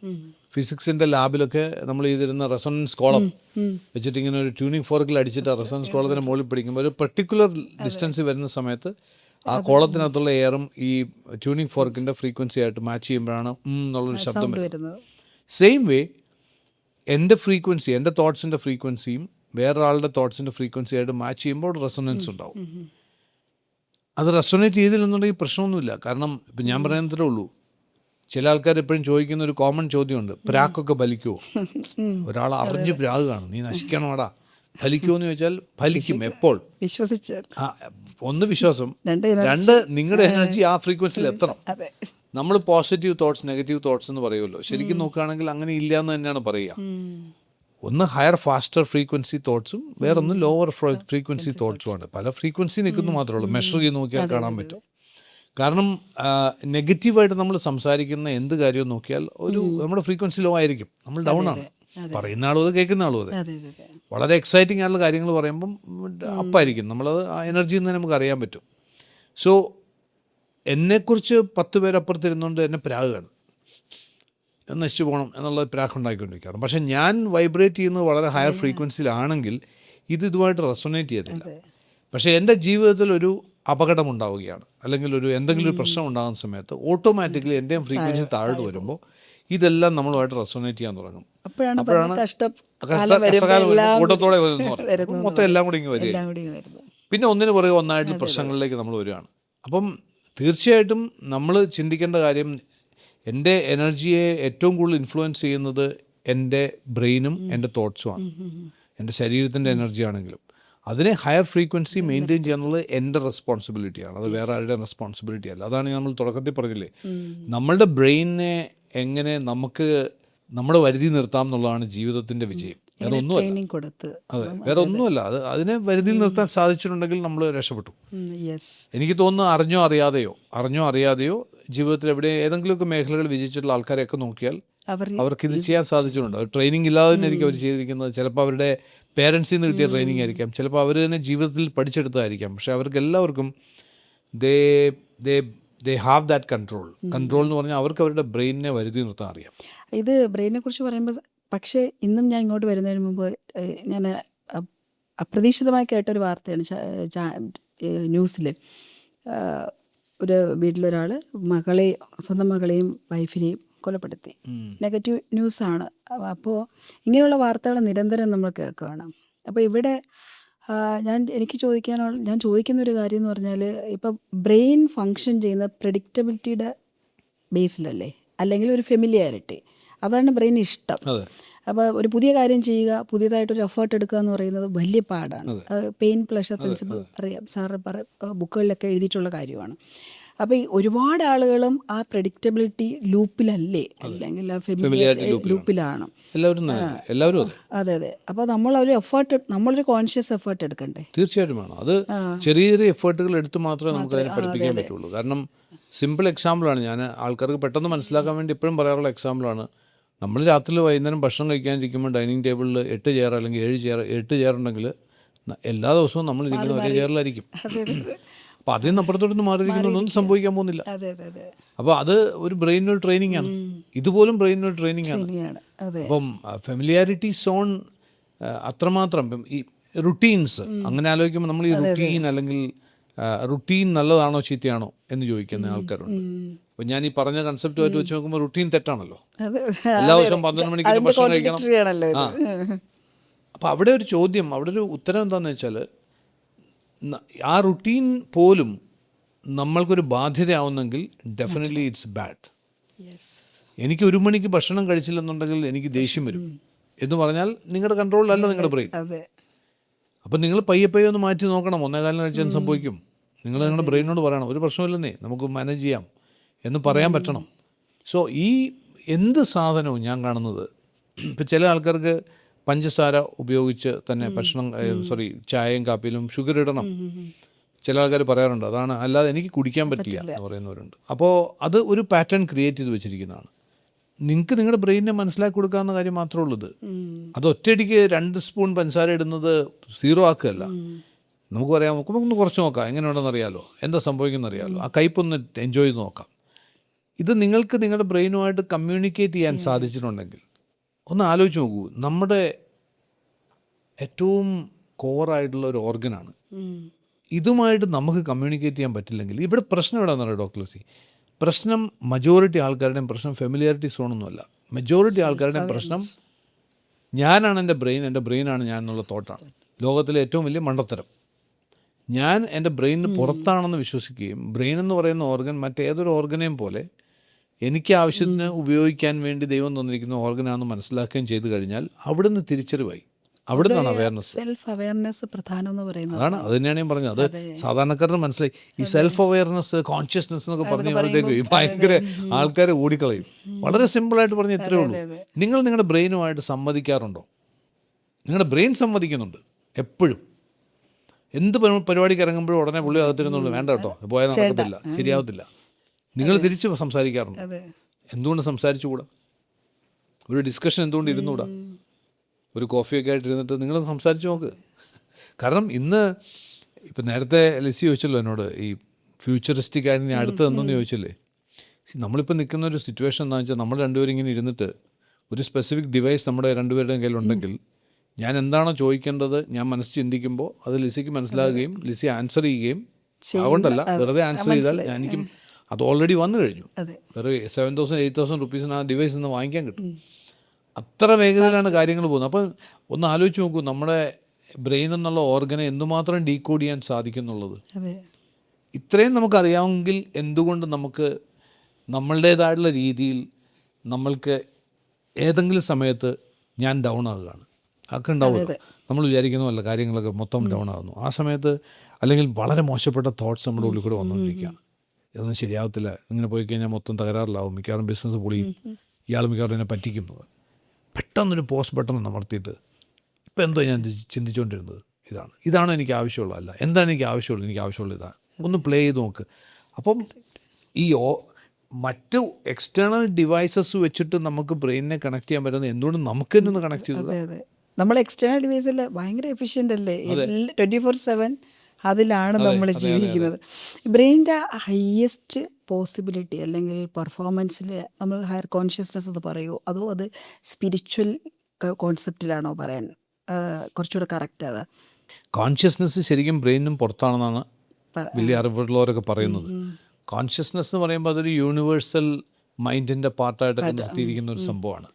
ബ്രെയിനിൻ്റെ ഒരു പരിധികളുണ്ടല്ലോ. ബ്രെയിനിൻ്റെ പരിധികൾ എന്ന് പറയുമ്പോൾ ബ്രെയിനിന് സ്റ്റോർഡ് ഡേറ്റ, നമ്മൾ ഇതുവരെ ഇത്രയും കാലം കൊണ്ട് നമ്മൾ സ്റ്റോർ ചെയ്തിരിക്കുന്ന ഡേറ്റ, സ്റ്റോർഡ് ഇമോഷൻസ്, ഇതിനെയൊക്കെ ബേസ് ചെയ്തും കടന്നു പോയിട്ടുള്ള എക്സ്പീരിയൻസുകൾ എന്നൊക്കെ സ്റ്റോർ ചെയ്ത ഡേറ്റ ബേസ് ചെയ്താണ് ബ്രെയിൻ വർക്ക് ചെയ്യുന്നത്.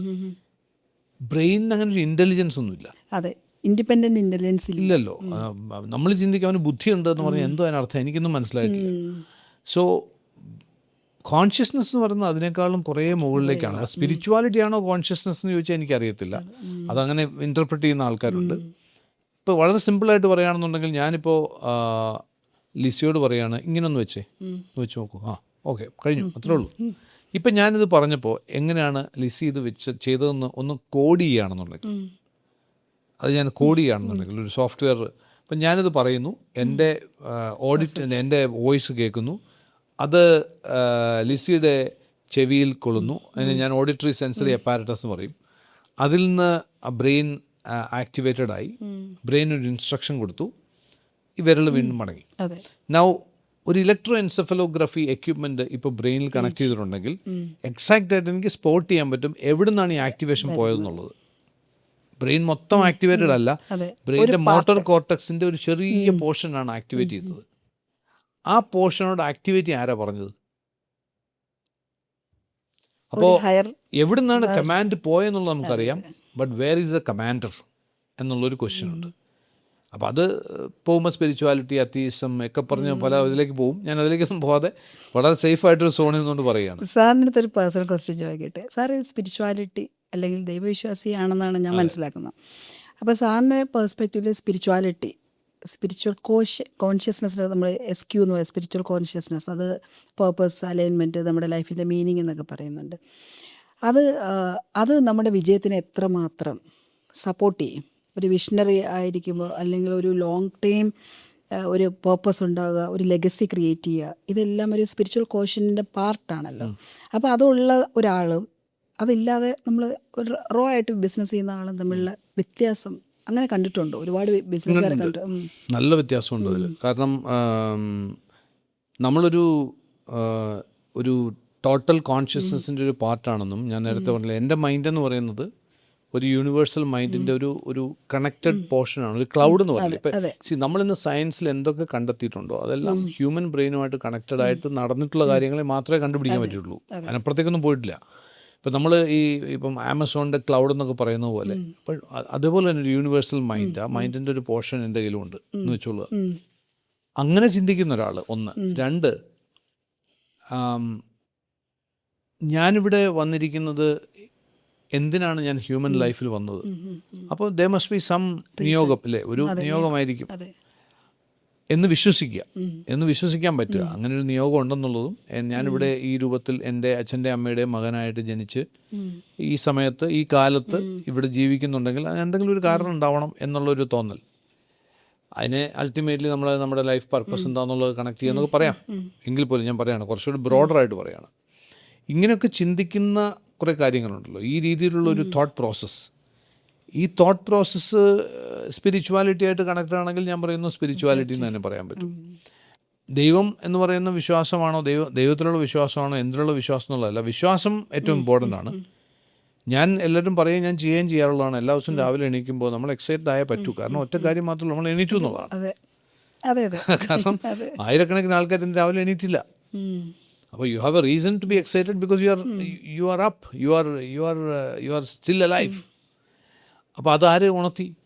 എന്നെ ഏറ്റവും കൂടുതൽ ഇൻഫ്ലുവൻസ് ചെയ്തിട്ടുള്ള ഒരു വേർഡ്സ് എന്ന് പറയുന്നത് ദക്ഷിണാമൂർത്തി സ്വാമി ഒരിക്കൽ പറഞ്ഞതാണ്. അതെങ്ങനെ പറഞ്ഞു എന്ന് ചോദിച്ചാൽ അതിനൊരു കോണ്ടെക്സ്റ്റ് ഉണ്ട്. കുറച്ച് ആൾക്കാരത് പലപ്പോഴും എന്നോട് പറയാറുണ്ട്, എപ്പോഴും പറയണമെന്ന് പറയും.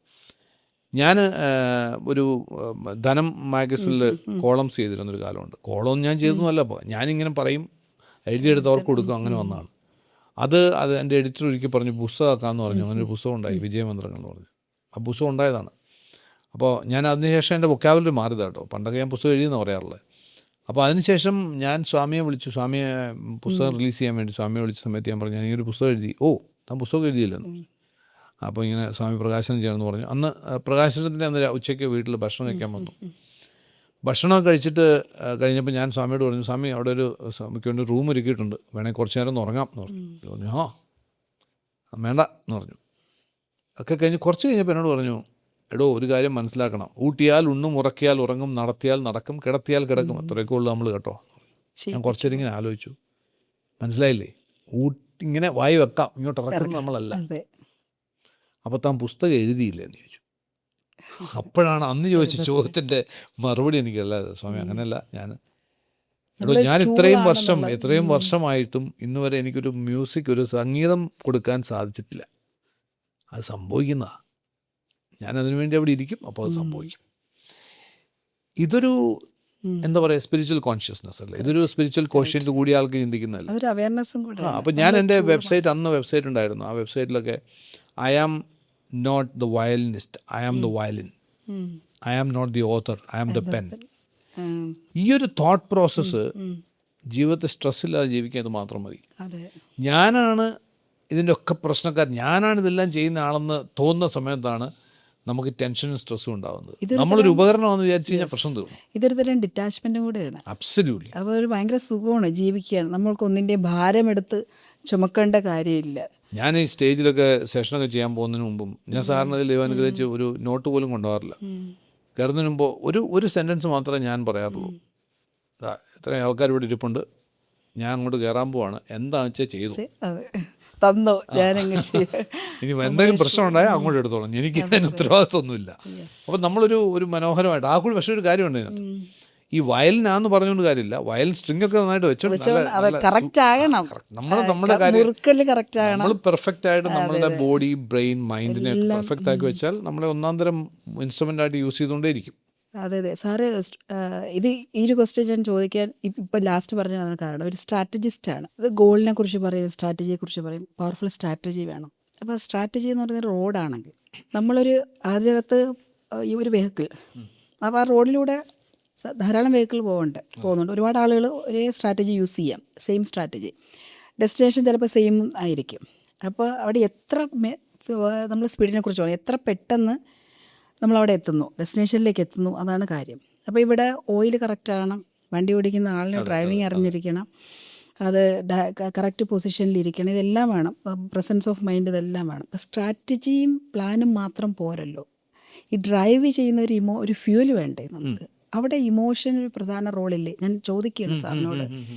അപ്പോൾ റൈറ്റ് ഇമോഷനും കൂടെ അല്ലെങ്കിൽ റൈറ്റ് മൈൻഡ് സെറ്റ് കൂടി വരുമ്പോഴല്ലേ അതിനോളം തന്നെ ഇമ്പോർട്ടൻ്റ് അല്ലേ ഇത് ബാക്കിയുള്ള കാര്യങ്ങളും? തീർച്ചയായിട്ടും. കാരണം ബേസിക്കായിട്ട് നോക്കുകയാണെങ്കിൽ മൈൻഡ് സെറ്റ് അല്ലെങ്കിൽ ഇമോഷൻ എന്ന് പറയുമ്പോൾ എന്തുവാല്ലോ, നമ്മളിപ്പോൾ ഒരു ബിസിനസ് സ്ട്രാറ്റജി ഉണ്ടാക്കുന്ന ആൾക്ക് പോലും അതിൽ ഇമോഷൻ ഉണ്ടല്ലോ. കാരണം ഞാനിപ്പോൾ ഒരു ബിസിനസ്സിൻ്റെ ഒരു സ്ട്രാറ്റജി ക്രിയേറ്റ് ചെയ്തു, എനിക്ക് എൻ്റെ ബിസിനസ് ഈ ലക്ഷ്യത്തിൽ നിന്ന് ഈ പോയിന്റിൽ നിന്ന് ഇവിടെ എത്തിക്കണം, അതാണല്ലോ ഹൗ ടു ഡു ഇറ്റ് എന്നുള്ളതാണല്ലോ സ്ട്രാറ്റജി എന്ന് പറയുന്നത്.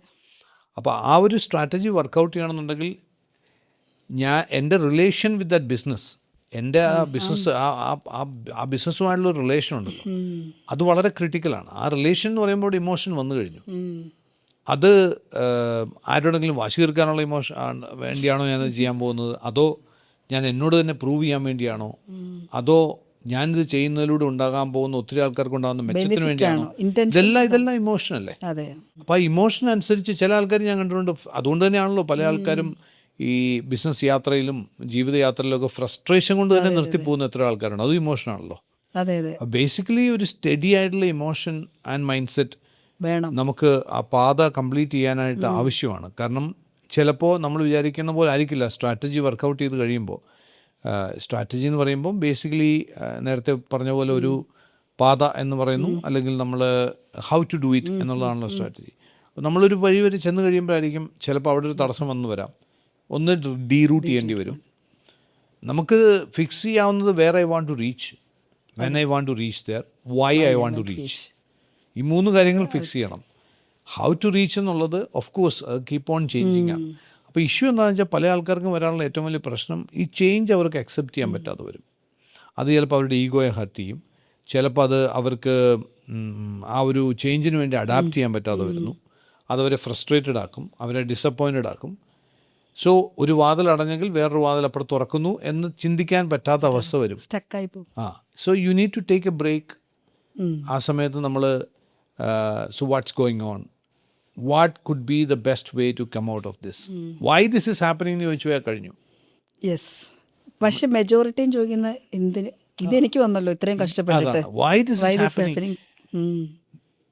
നമ്മൾ ഒരു ഇതിനെയൊക്കെ ഗൈഡ് ചെയ്യുന്ന ഒരു യൂണിവേഴ്സൽ ഫോഴ്സ് ഉണ്ടെന്ന് വിശ്വസിക്കുന്ന ഒരാളാണെങ്കിൽ why this is happening to me എന്ന് ചോദിച്ചാൽ അതിനർത്ഥം you are questioning the ultimate authority എന്നാണ്. Criticising and questioning, complaint. അപ്പോൾ അവിടെ പിന്നെ നീ തന്നെ ചെയ്തോ എന്ന് പറയുന്ന അവസ്ഥ വരും. ചിലപ്പോൾ ഒരു ലേണിംഗ് ആയിരിക്കും. അതേസമയത്ത് ഞാൻ ആലോചിക്കുകയാണ്, okay this seems dozen work, ഇത് വർക്ക് ചെയ്യുന്നൊന്നുമില്ല, എന്തായിരിക്കാം വർക്ക് ചെയ്യാൻ സാധ്യതയുള്ള 2 കാര്യങ്ങൾ എന്ന് ചിന്തിക്കുമ്പോഴായിരിക്കും നമുക്ക് ആ ഓപ്ഷൻ കിട്ടുക. അതുകൊണ്ടാണ് പലപ്പോഴും ആ രീതി ചിന്തിച്ചിട്ട് നമ്മൾ കിടന്ന് ഉറങ്ങുകയാണെങ്കിൽ രാവിലെ തന്നെ ആൻസർ കിട്ടും. കറക്റ്റാണ്. അതേസമയത്ത് why it's not happening to me എന്ന് പറഞ്ഞ് കിടക്കുകയാണെങ്കിൽ രാവിലെ എണീക്കുമ്പോഴും ആ ചോദ്യം കിടപ്പുണ്ടാവും.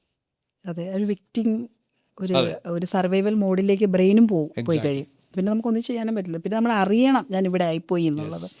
ചില ആൾക്കാർ സക്സസ്ഫുൾ ആവുന്നുണ്ട്, മെറ്റീരിയലിസ്റ്റിക് അസറ്റ്സ് ഉണ്ടാക്കുന്നു, ഒരുപാട് കാര്യങ്ങൾ ലൈഫിൽ അച്ചീവ്മെൻറ്റ്സും അക്കംപ്ലിഷ്മെൻറ്റ്സും ഉണ്ടാകുന്നു. പക്ഷേ ഈ ഉള്ളിലൊരു എംപ്റ്റിനെസ് ഫീൽ ചെയ്യുന്നുണ്ട്, എനിക്കൊരു സന്തോഷമൊന്നും ഇല്ല എന്ന് പറയുന്ന ആൾക്കാരെ ഞാൻ കണ്ടിട്ടുണ്ട്. ചില ഒരു ഫുൾഫിൽമെൻറ്റ് എന്ന് പറയുന്ന അതെന്തുകൊണ്ടായിരിക്കും ആ ഫുൾഫിൽമെൻറ്റ്?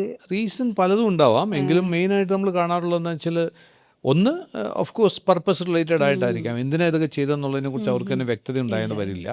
ചിലപ്പോൾ ചില ആൾക്കാർ വാശിക്ക് വേണ്ടി ബിസിനസ് ചെയ്ത് വിജയിക്കാൻ ശ്രമിച്ചിട്ട് കുറച്ച് കഴിയുമ്പോൾ ആരോടാണോ വാശി കാണിച്ചിരുന്ന ആൾ തന്നെ ഇവിടെ ഇല്ലായിരിക്കും. അപ്പോൾ ചിലപ്പോൾ അവരുടെയും ഇത് തീർന്നു വരാം. അങ്ങനെ കുറേ കാരണങ്ങളുണ്ട്. എൻ്റെ ഒരു പേഴ്സണൽ എക്സ്പീരിയൻസ് നമ്മൾ പല ആൾക്കാരുമായിട്ടും ആൻട്രപ്രന്യൂഴ്സുമായിട്ടൊക്കെ മീറ്റ് ചെയ്തിട്ടുള്ളത് മനസ്സിലാക്കിയിട്ടുള്ളത് ബയോളജിക്കൽ റീസൺസും ഉണ്ട്. ബയോളജിക്കൽ റീസൺസ് എന്ന് പറയുമ്പോൾ ഫോർ എക്സാമ്പിൾ ചില ബിസിനസ്സുകാർ അങ്ങനെ 3-4 പേരെങ്കിലും എന്നോട് സംസാരിച്ചിട്ടുള്ളവരുണ്ട്. ഒരു സമയം എത്തിയപ്പോൾ അവർക്ക് ഡ്രൈവ് നഷ്ടപ്പെടുന്നു, എന്തിനാ ഇത് എന്ന് പറയുന്ന അവസ്ഥയിലേക്ക് വരുന്നു. സോ ഞാൻ അങ്ങനെയുള്ള ആൾക്കാരുടെ ടെസ്റ്റോസ്റ്റെറോൺ ലെവൽ നോക്കുന്ന സമയത്ത് വിച്ച് ഈസ് മച്ച് ബിലോ നമ്മുടെ നോർമൽ സ്റ്റാൻഡേർഡ് 200 to 600 ഒക്കെയാണെന്നാണ് നമ്മൾ പറയുന്നത് ടെസ്റ്റോസ്റ്റെറോൺ ഫോർ മെൻ. പക്ഷേ ഞാൻ കണ്ടിടത്തോളം ഒരു കില്ലിങ് ആറ്റിറ്റ്യൂഡുള്ള ഒരു ആൻട്രപ്രന്യൂർക്ക് 600 മുകളിൽ ടെസ്റ്റോസ്റ്റെറോൺ ഉണ്ടാവണം. അപ്പോൾ ബയോളജിക്കൽ റീസൺസ്, അപ്പോൾ ഹോർമോണൽ വിമൻ കേസിലാണെങ്കിലും ഹോർമോണൽ ഇംബാലൻസ് വന്നു കഴിയുമ്പോഴത്തേക്കും ഡെഫിനറ്റ്ലി ഈ പറയുന്ന ഇഷ്യൂയിലേക്ക് വരാം.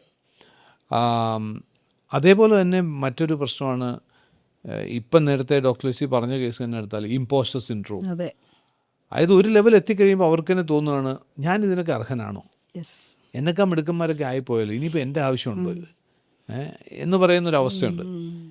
അത് ഇംഗ്ലീഷ് എഴുതി വെച്ചിരിക്കുന്ന you look like a fraud to yourself എന്ന് പറയില്ലേ. അപ്പം ഇതിൻ്റെയൊക്കെ കാരണമായിട്ട് നമ്മൾ കാണുന്ന വേറൊരു ഇൻട്രസ്റ്റിംഗ് ആയിട്ടുള്ളൊരു ഫാക്ടറുണ്ട്. എനിക്ക് തോന്നുന്നു അധികം സംസാരിക്കപ്പെടാത്തൊരു വിഷയമാണ്. നമ്മുടെ ഉള്ളിലൊരു ജീനുണ്ട്. ചില ആൾക്കാരിൽ നമ്മുടെ ഉള്ളിൽ ജീനുകളാണുള്ളത്. അപ്പം അതിനകത്ത് ഒരു ജീൻ എന്ന് പറയുന്നത് സ്ട്രെസ് റെസിലിയൻസ് എന്ന് പറയും. നമ്മുടെ സ്ട്രെസ് റെസിലിയൻസ്, സ്ട്രെസ്സിനെ ഹാൻഡിൽ ചെയ്യാനുള്ള കപ്പാസിറ്റിയെ ലോവർ ആക്കുന്ന ഒരു ജീൻ വേരിയൻറ്റ് ചില ആൾക്കാരിലുണ്ട്. ഈ ജീൻ വേരിയൻ്റ് എന്ന് പറയുമ്പോൾ ജീനുകളെല്ലാം തന്നെ നമ്മൾ ജനിച്ച കാലം മുതൽ നമ്മുടെ കൂടെ ഉള്ളതാണ്. ഇത് ഓൺ ആകുമ്പോഴാണ് നമുക്ക് ഡിസീസുകൾ ഉണ്ടാകുന്നത്.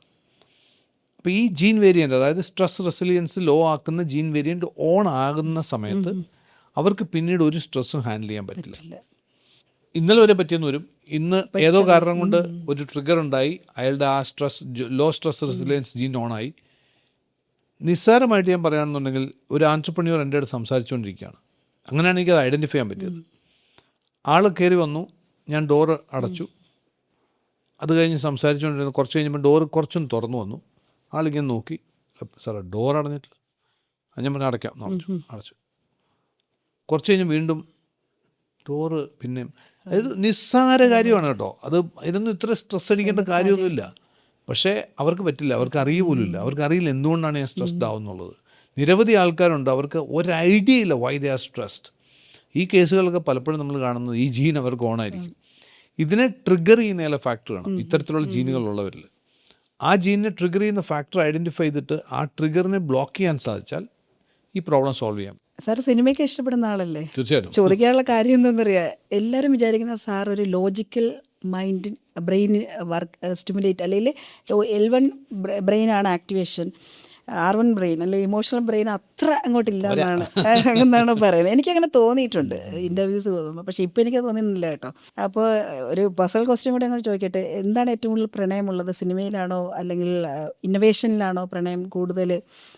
ഒരു പാഷനല്ലേ, പ്രണയം എന്നുള്ള വാക്ക് തന്നെ ഞാൻ യൂസ് ചെയ്യുന്നത്, അതൊരു ബ്രെയിൻ്റെ ലെവൽ അറിയാനും കൂടിയിട്ടാണെന്ന് വിചാരിച്ചോളൂ. അപ്പം ക്രിയേറ്റീവ് ആയിട്ടുള്ള കാര്യങ്ങൾക്കാണോ, ഏതാണ് കൂടുതൽ സാറിന് പ്രണയം തോന്നുന്ന കാര്യം ചെയ്യാൻ? ഇന്നൊവേഷനാണ്. സിനിമ ഇഷ്ടമാണ്, പക്ഷേ എനിക്കിപ്പോഴും എന്തെങ്കിലുമൊക്കെ പുതിയതായിട്ട് എന്തെങ്കിലും സംഭവങ്ങൾ ചെയ്യുക, അതിനകത്ത് റിസ്ക് എടുക്കുക, അങ്ങനത്തെ ഇഷ്ടമാണ്. അപ്പോൾ വാഴ സിനിമ കണ്ടിട്ടുണ്ടാവില്ല അല്ലേ? വാഴ സിനിമയിൽ എനിക്ക് വളരെ ഇഷ്ടപ്പെട്ടൊരു കാര്യമുണ്ട്. അച്ഛൻ ഈ കുട്ടികളുടെ പിതാക്കന്മാർ, അച്ഛൻ അമ്മയൊക്കെ പറയാം, നീ പഠിച്ച് എഞ്ചിനീയർ ആവണം, നീ അങ്ങനെ, ഞാൻ കുറേ കഷ്ടപ്പെട്ടതാണ്, പക്ഷെ നിനക്ക് ഞാൻ ഇത്രയും സാഹചര്യങ്ങൾ തരുന്നു, നിനക്ക് കുറച്ച് ഫെസിലിറ്റി തരുന്നു, നീ പഠിക്കാൻ വേണ്ടിയിട്ട് അവർ സാക്രിഫൈസ് ചെയ്യണം. പക്ഷെ കുട്ടികൾ അവർ വേറൊരു ട്രെൻഡിലേക്ക് പോവാണ്, വേറൊരു അവർ തിരഞ്ഞെടുക്കുന്ന വഴി എന്ന് പറയുന്നത്. പക്ഷേ റിയലൈസേഷനിൽ അവർ എത്തുന്നുമുണ്ട്. അതൊരു പുതിയ ട്രെൻഡല്ലേ യങ്സ്റ്റേഴ്സിൻ്റെ ഇടയിൽ. അത് ഞാൻ പറയാൻ ഒരു കാര്യം കൂടെ ഞാൻ പറയാം. ഞാൻ ഈ സിറ്റിയിൽ ഇവിടെ വരുമ്പോൾ സഞ്ചരിക്കുന്ന ഊബറിലാണ്. ചില സമയത്തൊക്കെ ചില പിള്ളേരാണെങ്കിൽ അവർ സംസാരിക്കാറുണ്ട്, ചിലടത്ത് ഞാൻ തിരിച്ച് സംസാരിക്കാറുണ്ട്. അപ്പോൾ ഊബർ ചെയ്യുന്ന പയ്യൻ ചോദിക്കും, ഞാൻ IT പ്രൊഫഷണലാണ് മാഡം, പിന്നെ എനിക്ക് ബോറടിക്കുമ്പോൾ ഞാൻ ഊബർ ഓടിക്കും. അപ്പോൾ അതേപോലെ തന്നെ സൊമാറ്റോ, സ്വിഗ്ഗി എടുക്കുന്ന പയ്യന്മാർ, അവർ നമ്മൾ വിചാരിക്കുന്നവർ അത്ര അൺഎഡ്യൂക്കേറ്റഡോ അല്ല, അങ്ങനെ ഒന്നുമല്ല, നല്ല എഡ്യൂക്കേറ്റഡ് ആയിട്ട് പിള്ളേരാണ്. IT പ്രൊഫഷണലാകാം അല്ലെങ്കിൽ മാനേജ്മെൻറ്റ് സ്റ്റഡീസൊക്കെ കഴിഞ്ഞ് നിൽക്കുന്നവരായിരിക്കും, അവർ മണി ഉണ്ടാക്കുന്നുണ്ട്. അപ്പോൾ അവരൊരു വേറൊരു ട്രെൻഡല്ലേ കൊണ്ടുവരുന്നത്. അപ്പോൾ അത് പക്ഷേ ഇപ്പോൾ വാഴ സിനിമ അക്സെപ്റ്റ് ചെയ്തത് അവർ ട്രെൻഡിനെയാണ് അക്സെപ്റ്റ് ചെയ്തത്. സാറിന് അങ്ങനെ തോന്നിയിട്ടില്ലേ? അത് എനിക്ക് ഭയങ്കര എക്സൈറ്റിംഗ് ആയിട്ട് തോന്നുന്ന ഒരു സംഭവമാണ് ഈ ഇപ്പോഴത്തെ ജനറേഷനിൽ കാണുന്ന ഒരു ചേഞ്ച്. നമ്മളൊക്കെ പഠിച്ചിറങ്ങുന്ന സമയത്ത് നോക്കുകയാണെന്നുണ്ടെങ്കിൽ ഓപ്ഷൻസ് ഉണ്ടായിരുന്നില്ല. അതൊരു ഏറ്റവും പ്രധാനപ്പെട്ട ഒരു വിഷയമാണ്. അപ്പോൾ കാലം മാറിയത് ഭയങ്കരമായിട്ട് നമ്മളെ മാറ്റിയിട്ടുണ്ട്, ലോകത്തിനെ മൊത്തം. ഞാനിന്ന് ഓർക്കുന്നു, ഞാൻ ബിസിനസ് ചെയ്യണമെന്ന് ആഗ്രഹിക്കുന്ന സമയത്ത് ഒരാൾക്ക് റിസ്ക് ഇല്ലാതെ ചെയ്യാൻ പറ്റുന്ന ഒരു സ്വന്തമായി എന്തെങ്കിലും പൈസ ഉണ്ടാക്കണം, അങ്ങനെ പറയുന്നതല്ലോ കുറച്ചുകൂടെ നല്ലത്. നല്ല ജോലിയൊക്കെ ഉണ്ട്, നല്ല സ്ഥാപനത്തിൽ വർക്ക് ചെയ്യുന്നു, എങ്കിലും മനസ്സിലൊരാഗ്രഹം സ്വന്തമായി എന്തെങ്കിലും ചെയ്യണം. അന്ന് സ്വന്തമായി എന്തെങ്കിലും ചെയ്യുക എന്ന് പറഞ്ഞാൽ ചെയ്യാൻ പറ്റുന്ന ഇൻഷുറൻസ് ഏജൻ്റ് ആകുക എന്ന് മാത്രമേ ഉള്ളൂ, വേറെ ഒന്നും ചെയ്യാനില്ല. പിന്നെയാണ് ഡയറക്റ്റ് സെല്ലിംഗ് ഇൻഡസ്ട്രി ഒക്കെ ഇന്ത്യ വരുന്നത്. പക്ഷേ ഇന്നൊരാൾക്ക് സ്വന്തമായി എന്തെങ്കിലും 4 പൈസ ഉണ്ടാക്കണമെങ്കിൽ എത്ര ഓപ്ഷൻസ് ആണുള്ളത്. ഒന്നുമില്ലെന്നൊരു ക്യാമറ എടുത്തിട്ട് അതിനകത്ത് അവൻ്റെ ഐഡിയകൾ പറയാൻ തുടങ്ങിയാൽ ആ ഐഡിയകളെ ഉൾക്കൊള്ളാൻ പറ്റുന്ന ആൾക്കാരും അവിടെ ഉണ്ടെങ്കിൽ ഒരുപക്ഷെ അവിടുന്ന് ഒരു വലിയ റെവല്യൂഷൻ ആയിരിക്കും സ്റ്റാർട്ട് ചെയ്യാൻ പോകുന്നത്. ഒരുപക്ഷെ ഒരാൾ 8-10 വർഷം ഗ്രാജുവേഷനും പോസ്റ്റ് ഗ്രാജുവേഷനും ഒക്കെ കളഞ്ഞു എന്നേ പറയുന്ന വാക്ക് ശരിയല്ല, അതിനുവേണ്ടി ഇൻവെസ്റ്റ് ചെയ്ത ശേഷം എത്താൻ പറ്റുന്നതിൻ്റെ എത്രയോ മടങ്ങായിരിക്കും ഒരാൾക്ക് അയാളുടെ സ്വന്തം കഴിവുകൾ കൊണ്ട് ഉപയോഗിക്കാൻ പറ്റുന്നത്. എനിക്കൊന്ന് ഇന്നത്തെ ചെറുപ്പക്കാർ, എസ്പെഷ്യലി ജെൻസീസ് മില്ലിനിയൽസ് എന്നൊക്കെ പറയുന്നത്, ദേ ആർ ഇൻ എ എൻവയബിൾ പൊസിഷനാണ്. അസൂയാവഹമായ ഒരു കാലത്താണ് ജീവിക്കുന്നത്. അവസരങ്ങളുടെ ഒരു കുത്തൊഴുക്കാണ്. അപ്പം ഒരു കാരണവശാലും ഞാൻ പറയുന്ന ആ സ്റ്റീരിയോ ടിപ്പിക്കൽ എഞ്ചിനീയർ ആവുക, ഡോക്ടർ ആവുക കോൺസെപ്റ്റ് അതൊന്നും തെറ്റാന്നല്ല, അതിലേക്ക് ഒതുങ്ങേണ്ട ആവശ്യമൊന്നുമില്ല. ഇന്ന് അല്ലാതെ തന്നെ ഒരാൾക്ക് ക്രിയേറ്റർ ആവാം, ഇൻഫ്ലുവൻസർ ആവാം. ഇന്ന് എന്താ പറയുക, ഇൻഫ്ലുവൻസർ എന്തിനും മിനിസ്ട്രി വരെ ഇന്ത്യയിൽ ഉണ്ടായി കഴിഞ്ഞു. ഒരു ഇൻഡസ്ട്രി ആയിട്ട് അതിനെ അംഗീകരിച്ചു കഴിഞ്ഞു. അല്ലെന്നുണ്ടെങ്കിൽ സ്വന്തമായിട്ടൊരു അച്ചാർ ഉണ്ടാക്കുന്ന ആൾക്ക് പോലും ഇന്ന് ആ അച്ചാർ നല്ല രീതിയിൽ ഉണ്ടാക്കാൻ പറ്റുകയും ആ അച്ചാർ ഉണ്ടാക്കുന്ന രീതി ശരിയായിട്ട് വീഡിയോ എടുക്കുകയും അതിനെ ബേസ് ചെയ്ത് കണ്ടന്റ് ക്രിയേറ്റ് ചെയ്യുകയും ചെയ്താൽ ആ അച്ചാറിൽ നിന്നൊരു ഒരു ബിസിനസ് എന്റർപ്രൈസ് ബിൽഡ് ചെയ്യാൻ സാധിക്കും. അതിനകത്തൊരു visual, auditory, kinaesthetic impact direct കൊടുക്കാൻ പറ്റും കസ്റ്റമേഴ്സിന്. ഏറ്റവും എനിക്ക് തോന്നിയിട്ടുള്ളത് ജെനുവിനിറ്റി. അതായത് ഒരു ബിസിനസ്സിലേക്കോ അല്ലെങ്കിൽ ഒരു മേഖലയിലേക്ക് കടക്കുന്ന സമയത്ത് നിങ്ങൾ ജെനുവിൻ ആണെങ്കിൽ, ജെനുവിൻ എന്ന് പറയുമ്പോഴത്തേക്കും ഈ പറഞ്ഞാൽ അച്ചാർ ഉണ്ടാക്കുന്ന കഥ പറഞ്ഞ പോലെ, അല്ലെങ്കിൽ നമ്മുടെ ക്രിയേറ്ററാണ്, എൻ്റെ ജെനുവിനിറ്റിയാണ് ഞാൻ അതിൽ കൂടെ കാണിക്കുന്നതെങ്കിൽ വേറെ ആരെങ്കിലും കോപ്പി ചെയ്യാൻ പോകുമ്പോഴാണ് ഈ പ്രശ്നം വരുന്നത്. എൻ്റെ കുറവുകളും എൻ്റെ കൂടുതലുകളും ഒക്കെ അതേപടി തന്നെ മനസ്സിലാക്കിക്കൊണ്ട് ഞാൻ എൻ്റെ ജെനുവിനായിട്ടുള്ള കാര്യം ഞാൻ ചെയ്യാൻ പോകുന്നു. ഞാൻ അടുത്തിടയ്ക്ക് ഒരാളുമായിട്ട് സംസാരിച്ചപ്പം അവർ കുറച്ച് ക്രിയേറ്ററാണ് അവർ, പക്ഷേ അധികമൊന്നും ഇപ്പം ചെയ്യാറില്ല. അപ്പം ഞാൻ ചോദിച്ചു എങ്ങനെ സംസാരിച്ചു. ഞാൻ കുറേ വീഡിയോ ഒക്കെ എടുത്തു വെച്ചിട്ടുണ്ട് ഞാൻ, പക്ഷെ ഇപ്പോൾ ഒന്നും പോസ്റ്റ് ചെയ്യാറില്ല. ഞാൻ എന്താ പോസ്റ്റ് ചെയ്യാതെ, എന്തോ ഇത് പലതും മിക്കതും വേറെ പലരും പറയുന്ന കാര്യങ്ങൾ തന്നെയാണ്. അതുകൊണ്ട് പിന്നെ ഞാൻ പറഞ്ഞിട്ട് ഇപ്പോൾ എന്തോ ഞാൻ ചോദിച്ചു, ഞാൻ പറഞ്ഞിട്ട് എന്താണെന്ന് വെച്ചാൽ എനിക്ക് മനസ്സിലായില്ല. അതെന്താ, അല്ല നമ്മുടെ ഫ്രണ്ട്സ് കണ്ടു കഴിയുമ്പോൾ അവരൊക്കെ പറയത്തില്ലേ നീ കോപ്പി അടിച്ചു എന്ന് പറയില്ലേ. ഞാൻ പറഞ്ഞു എത്ര ഫ്രണ്ട്സ് കാണും, ഒരു 10-15 പേരെങ്കിലും കാണില്ലേ അവരുടെ ഫ്രണ്ട്സിൽ. ഓക്കെ, ഞാൻ ചോദിച്ചു ഈ സോഷ്യൽ മീഡിയ എന്ന് പറയുന്ന ലോകത്ത് എത്ര കോടി ആൾക്കാരുണ്ടെന്ന് അറിയാമോ? ആ 10-15 പേര് എന്തും പറഞ്ഞോട്ടെ, ഇത് ഇന്നുവരെ കാണാതെ ആരെങ്കിലും ഉണ്ടെങ്കിലോ? അപ്പം നമ്മൾ ആരോട് സംസാരിക്കാനാണ് ഉദ്ദേശിക്കുന്നത്? അപ്പം ബേസിക്കായിട്ട് നോക്കുകയാണെങ്കിൽ നമ്മളുടെ ഉള്ളിലെ ഇൻഹിബിഷൻസ് മാറ്റിവെച്ച് മറ്റുള്ളവരെന്ത് ചെയ്യുന്നു, വാലിഡേഷന് വേണ്ടി വർക്ക് ചെയ്യാതിരിക്കുക. പലരും ഇന്നത്തെ ഏറ്റവും വലിയ പ്രശ്നം അത് തന്നെയാണ്. ഒരു വശത്ത് ഓപ്പർച്യൂണിറ്റികൾ അത്രമാത്രമുണ്ട്, മറുവശത്ത് അത്രയധികം വാലിഡേഷന് വേണ്ടി ആൾക്കാർ ഓടി നടക്കുക. വാലിഡേഷൻ എന്ന് പറയുമ്പോൾ മറ്റുള്ളവർ എന്നെക്കുറിച്ച് എന്ത് ചിന്തിക്കും. എൻ്റെ ക്യാമറ എടുത്ത് നോക്കുമ്പോൾ ക്യാമറയിൽ കൂടെ ഷൂട്ട് ചെയ്ത് കഴിയുമ്പോൾ എനിക്ക് എന്നെ ഇഷ്ടമാകുന്നില്ല. ലോകത്ത് ഒരാൾക്കും ഇന്നുവരെ ക്യാമറയിൽ അവരെ ഇഷ്ടപ്പെട്ടിട്ടില്ല. അതെ, എൻ്റെ അറിവിൽ ഒരാൾക്കും ഇന്നുവരെ ഇഷ്ടമുള്ളതായിട്ട് പറഞ്ഞിട്ടില്ല. എനിക്ക് സ്വാമി വഴിയൊക്കെ ദാസേട്ടനൊക്കെ ആയിട്ട് ബന്ധപ്പെടാൻ പറ്റിയിട്ടുണ്ട്. അപ്പോൾ ദാസേട്ടൻ തന്നെ പറഞ്ഞിട്ടുണ്ട് എനിക്ക് എന്നെ ശബ്ദം ഇഷ്ടമില്ല എന്ന് പറഞ്ഞിട്ടുണ്ട്. അപ്പം അങ്ങനെ ഒരാൾക്ക് പറയുകയാണെങ്കിൽ പിന്നെ നമ്മളൊക്കെ എന്തോ പറയേണ്ടത്. അപ്പോൾ അങ്ങനെ ചിന്തിക്കുമ്പോൾ നമ്മൾ ബേസിക്കലി ആരുടെയും വാലിഡേഷന് വേണ്ടിയല്ല, എൻ്റെ ഉള്ളിലുള്ള കഴിവുകൾ, ആ കഴിവുകൾ ഞാൻ പ്രകടിപ്പിക്കുന്നു, അതുകൊണ്ട് മറ്റുള്ള ആൾക്കാരിൽ ഒരു മാറ്റം ഉണ്ടായിക്കോട്ടെ, ഉണ്ടായില്ലെങ്കിൽ ഉണ്ടാവണ്ട എന്ന് ചിന്തിക്കുന്ന രീതിയിൽ പോകാൻ ഇന്നത്തെ തലമുറയിൽ നിരവധി ആൾക്കാർക്ക് പറ്റുന്നുണ്ട്. അതുകൊണ്ടാണ് അവർക്ക് സക്സസ്ഫുൾ ആകാൻ പറ്റുന്നത്. വാഴ പോലുള്ള സിനിമകൾ വിജയിക്കാനുള്ള കാരണം അത് തന്നെയാണ്. അവരെ സംബന്ധിച്ചുള്ള ഐഡന്റിറ്റി ക്രൈസിസ് ഒക്കെ ഉണ്ടെങ്കിൽ പോലും, അല്ലെങ്കിൽ ബോഡി ഷേമിങ് ഒരു പാർട്ടി പറയുന്നുണ്ടെങ്കിൽ അതിനെ ഓവർകം ചെയ്യാനും അവർക്ക് പറ്റുന്നുണ്ട്. പറ്റണം. ഒരു level of social validation. Social validation is the biggest enemy for your success. ഇന്ന് ഒരു സംശയമില്ല കാര്യത്തിൽ. അത് എടുത്തു മാറ്റിയേ പറ്റുള്ളൂ. അത് എവിടെ പോയാലും നമുക്ക് കാണാൻ പറ്റും. ജിമ്മിൽ പോയാൽ കാണാൻ പറ്റും. പല ആൾക്കാരും ജിമ്മിൽ പോയി കഴിഞ്ഞാൽ എനിക്കുണ്ടായിരുന്നു, എനിക്കതുകൊണ്ട് അറിയാവുന്നത്. നമ്മൾ ഇന്ന് കഴിയുമ്പോൾ നമ്മൾ വിചാരിക്കുമോ എന്നെ കുറച്ച് പേരൊക്കെ അറിയുന്നവരോടെ ഉണ്ട്, അപ്പോൾ മോശക്കാരനാകാൻ പാടില്ലല്ലോ. അപ്പോൾ അപ്പുറത്തവൻ നോക്കുമ്പോഴത്തേക്ക് 50 പൊക്കുന്നുണ്ട്. അപ്പോൾ ഞാൻ മിനിമം ഒരു 50 പൊക്കില്ല, എനിക്കാണെങ്കിൽ പറ്റുന്നുമില്ല. അപ്പോൾ ഞാൻ കുറച്ച് കഴിഞ്ഞാൽ ഞാൻ വന്നത് അവന് വേണ്ടിയിട്ടാണ്, എനിക്ക് വേണ്ടിയിട്ടാണ്, ഞാൻ എനിക്ക് വേണ്ടിയാവും. അപ്പം ഞാൻ എന്നോട് പറയേണ്ടി വന്നു, എൻ്റെ ബ്രെയിനോട്, പൊട്ടാ മനസ്സിലാക്കുക, ഞാനിവിടെ വന്നിരിക്കുന്നത് എൻ്റെ ബോഡി ഫിറ്റാക്കാൻ, അവനെ കാണിക്കാനല്ല. അവൻ നോക്കുന്നുണ്ടോ ഇല്ലയോ എന്ന്, അവൻ നോക്കുന്ന പോലും ഉണ്ടാവില്ല. അവൻ നോക്കുന്നുണ്ടോ ഇല്ലയോ എന്നുള്ള ഇവിടെ വിഷയമേ അല്ല. What best you can do with your body, do it. ആ സർക്കിളിൻ്റെ പുറത്ത് വന്നില്ലെന്നുണ്ടെങ്കിൽ നമ്മൾ സ്റ്റക്കായി പോകും. അതുകൊണ്ടാണ് ഇങ്ങനത്തെ ഒരു തോട്ട് വരുമ്പോഴാണ് ഈ റെസിസ്റ്റൻസ് പോലും ഉണ്ടാകുന്നത്. പെർഫെക്ഷനിസം, പ്രൊക്രാസ്റ്റിനേഷൻ, ഡൗട്ടും ഫിയറും ഒക്കെ ഉണ്ടാകുന്നത്. ഇതെല്ലാം നമ്മുടെ സക്സസിനെ ഒരു തരത്തിൽ തടഞ്ഞു വെക്കുകയോ അല്ലെങ്കിൽ സക്സസ് ഉണ്ടാകാൻ പോകുന്നില്ല. അതെ, അപ്പോൾ അത് നമ്മളിപ്പോൾ സാറ് പറഞ്ഞ പോലെ നമ്മൾ മൈൻഡുമായിട്ട് ഇരിക്കുന്ന പോലെ നമ്മൾ ബ്രെയിനുമായിട്ട് ഒന്ന് കൺവേ ചെയ്യാൻ ശ്രമിക്കുക. അതൊരു നല്ല ഐഡിയ ആയിട്ട് എനിക്ക് തോന്നുന്നു കേട്ടോ. ഒരു സൂപ്പർ ഐഡിയ ആണ്. അപ്പോൾ എന്തുകൊണ്ട് നിനക്ക് അങ്ങനെ ഒരു തോട്ട് വന്നു, ഇങ്ങനെ ചിന്തിച്ചാൽ എന്താ, അല്ലേ, ഇന്നോവേറ്റീവ് ആയിട്ട് എന്താ, വേറെ എന്തൊക്കെ മാർഗങ്ങളുണ്ട്. അതാണ്, അങ്ങനെ ആയിക്കൂടെ, ഒരു വൈൽഡ് തോട്ട് വന്നോട്ടെ. Very good. കാരണം ഏത് തോട്ട്സും അറിയാമല്ലോ, ഏത് തോട്ട്സും നമ്മുടെ ബ്രെയിനിലെ ഒരു ബഞ്ച് ഓഫ് ന്യൂറോൺസിനെ ഫയർ ചെയ്യും. സ്റ്റിമുലേറ്റ് ചെയ്യും. അതെ. അപ്പോൾ ഞാൻ ഏത് സമയത്താണോ ഇത് ഇങ്ങനെ ആയിക്കൂടെ എന്ന് ചിന്തിക്കുന്ന സമയത്ത് ഓട്ടോമാറ്റിക്കലി അവിടെ പുതിയ ന്യൂറൽ ഫയറിങ്സ് ക്രിയേറ്റ് ചെയ്ത് കഴിഞ്ഞു. അതെ. മേ ബി അതായിരിക്കാം എനിക്കൊരു പക്ഷേ സ്ട്രോങ്ങർ ആയിട്ട് ഫ്യൂച്ചറിൽ കണക്ട് ചെയ്യാവുന്ന ഒരു ഫയറിങ്, ഒരു ന്യൂറൽ പാത്വേ തന്നെ ഉണ്ടായിരിക്കാം അവിടെ. അപ്പോൾ അതനുസരിച്ചിട്ടുള്ള ക്രിയേറ്റീവായിട്ടുള്ള കാര്യങ്ങൾ നമ്മളിലേക്ക് വരും, നമ്മൾ പോലും അറിയാതെ. എക്സാക്ട്ലി. ബിസിനസ് ഓണ്ടർപ്രണർ എന്നുള്ള നിലയിലും ബിസിനസ് സ്ട്രാറ്റജിസ്റ്റ് എന്നുള്ള നിലയിലും ആളുകൾ ഒരു സാറിൻ്റെ വ്യക്തിപരമായിട്ട് ഈ മണിയുടെ ഫേസ് വാല്യൂവിനെ എങ്ങനെയാണ് സാർ കാണുന്നത്?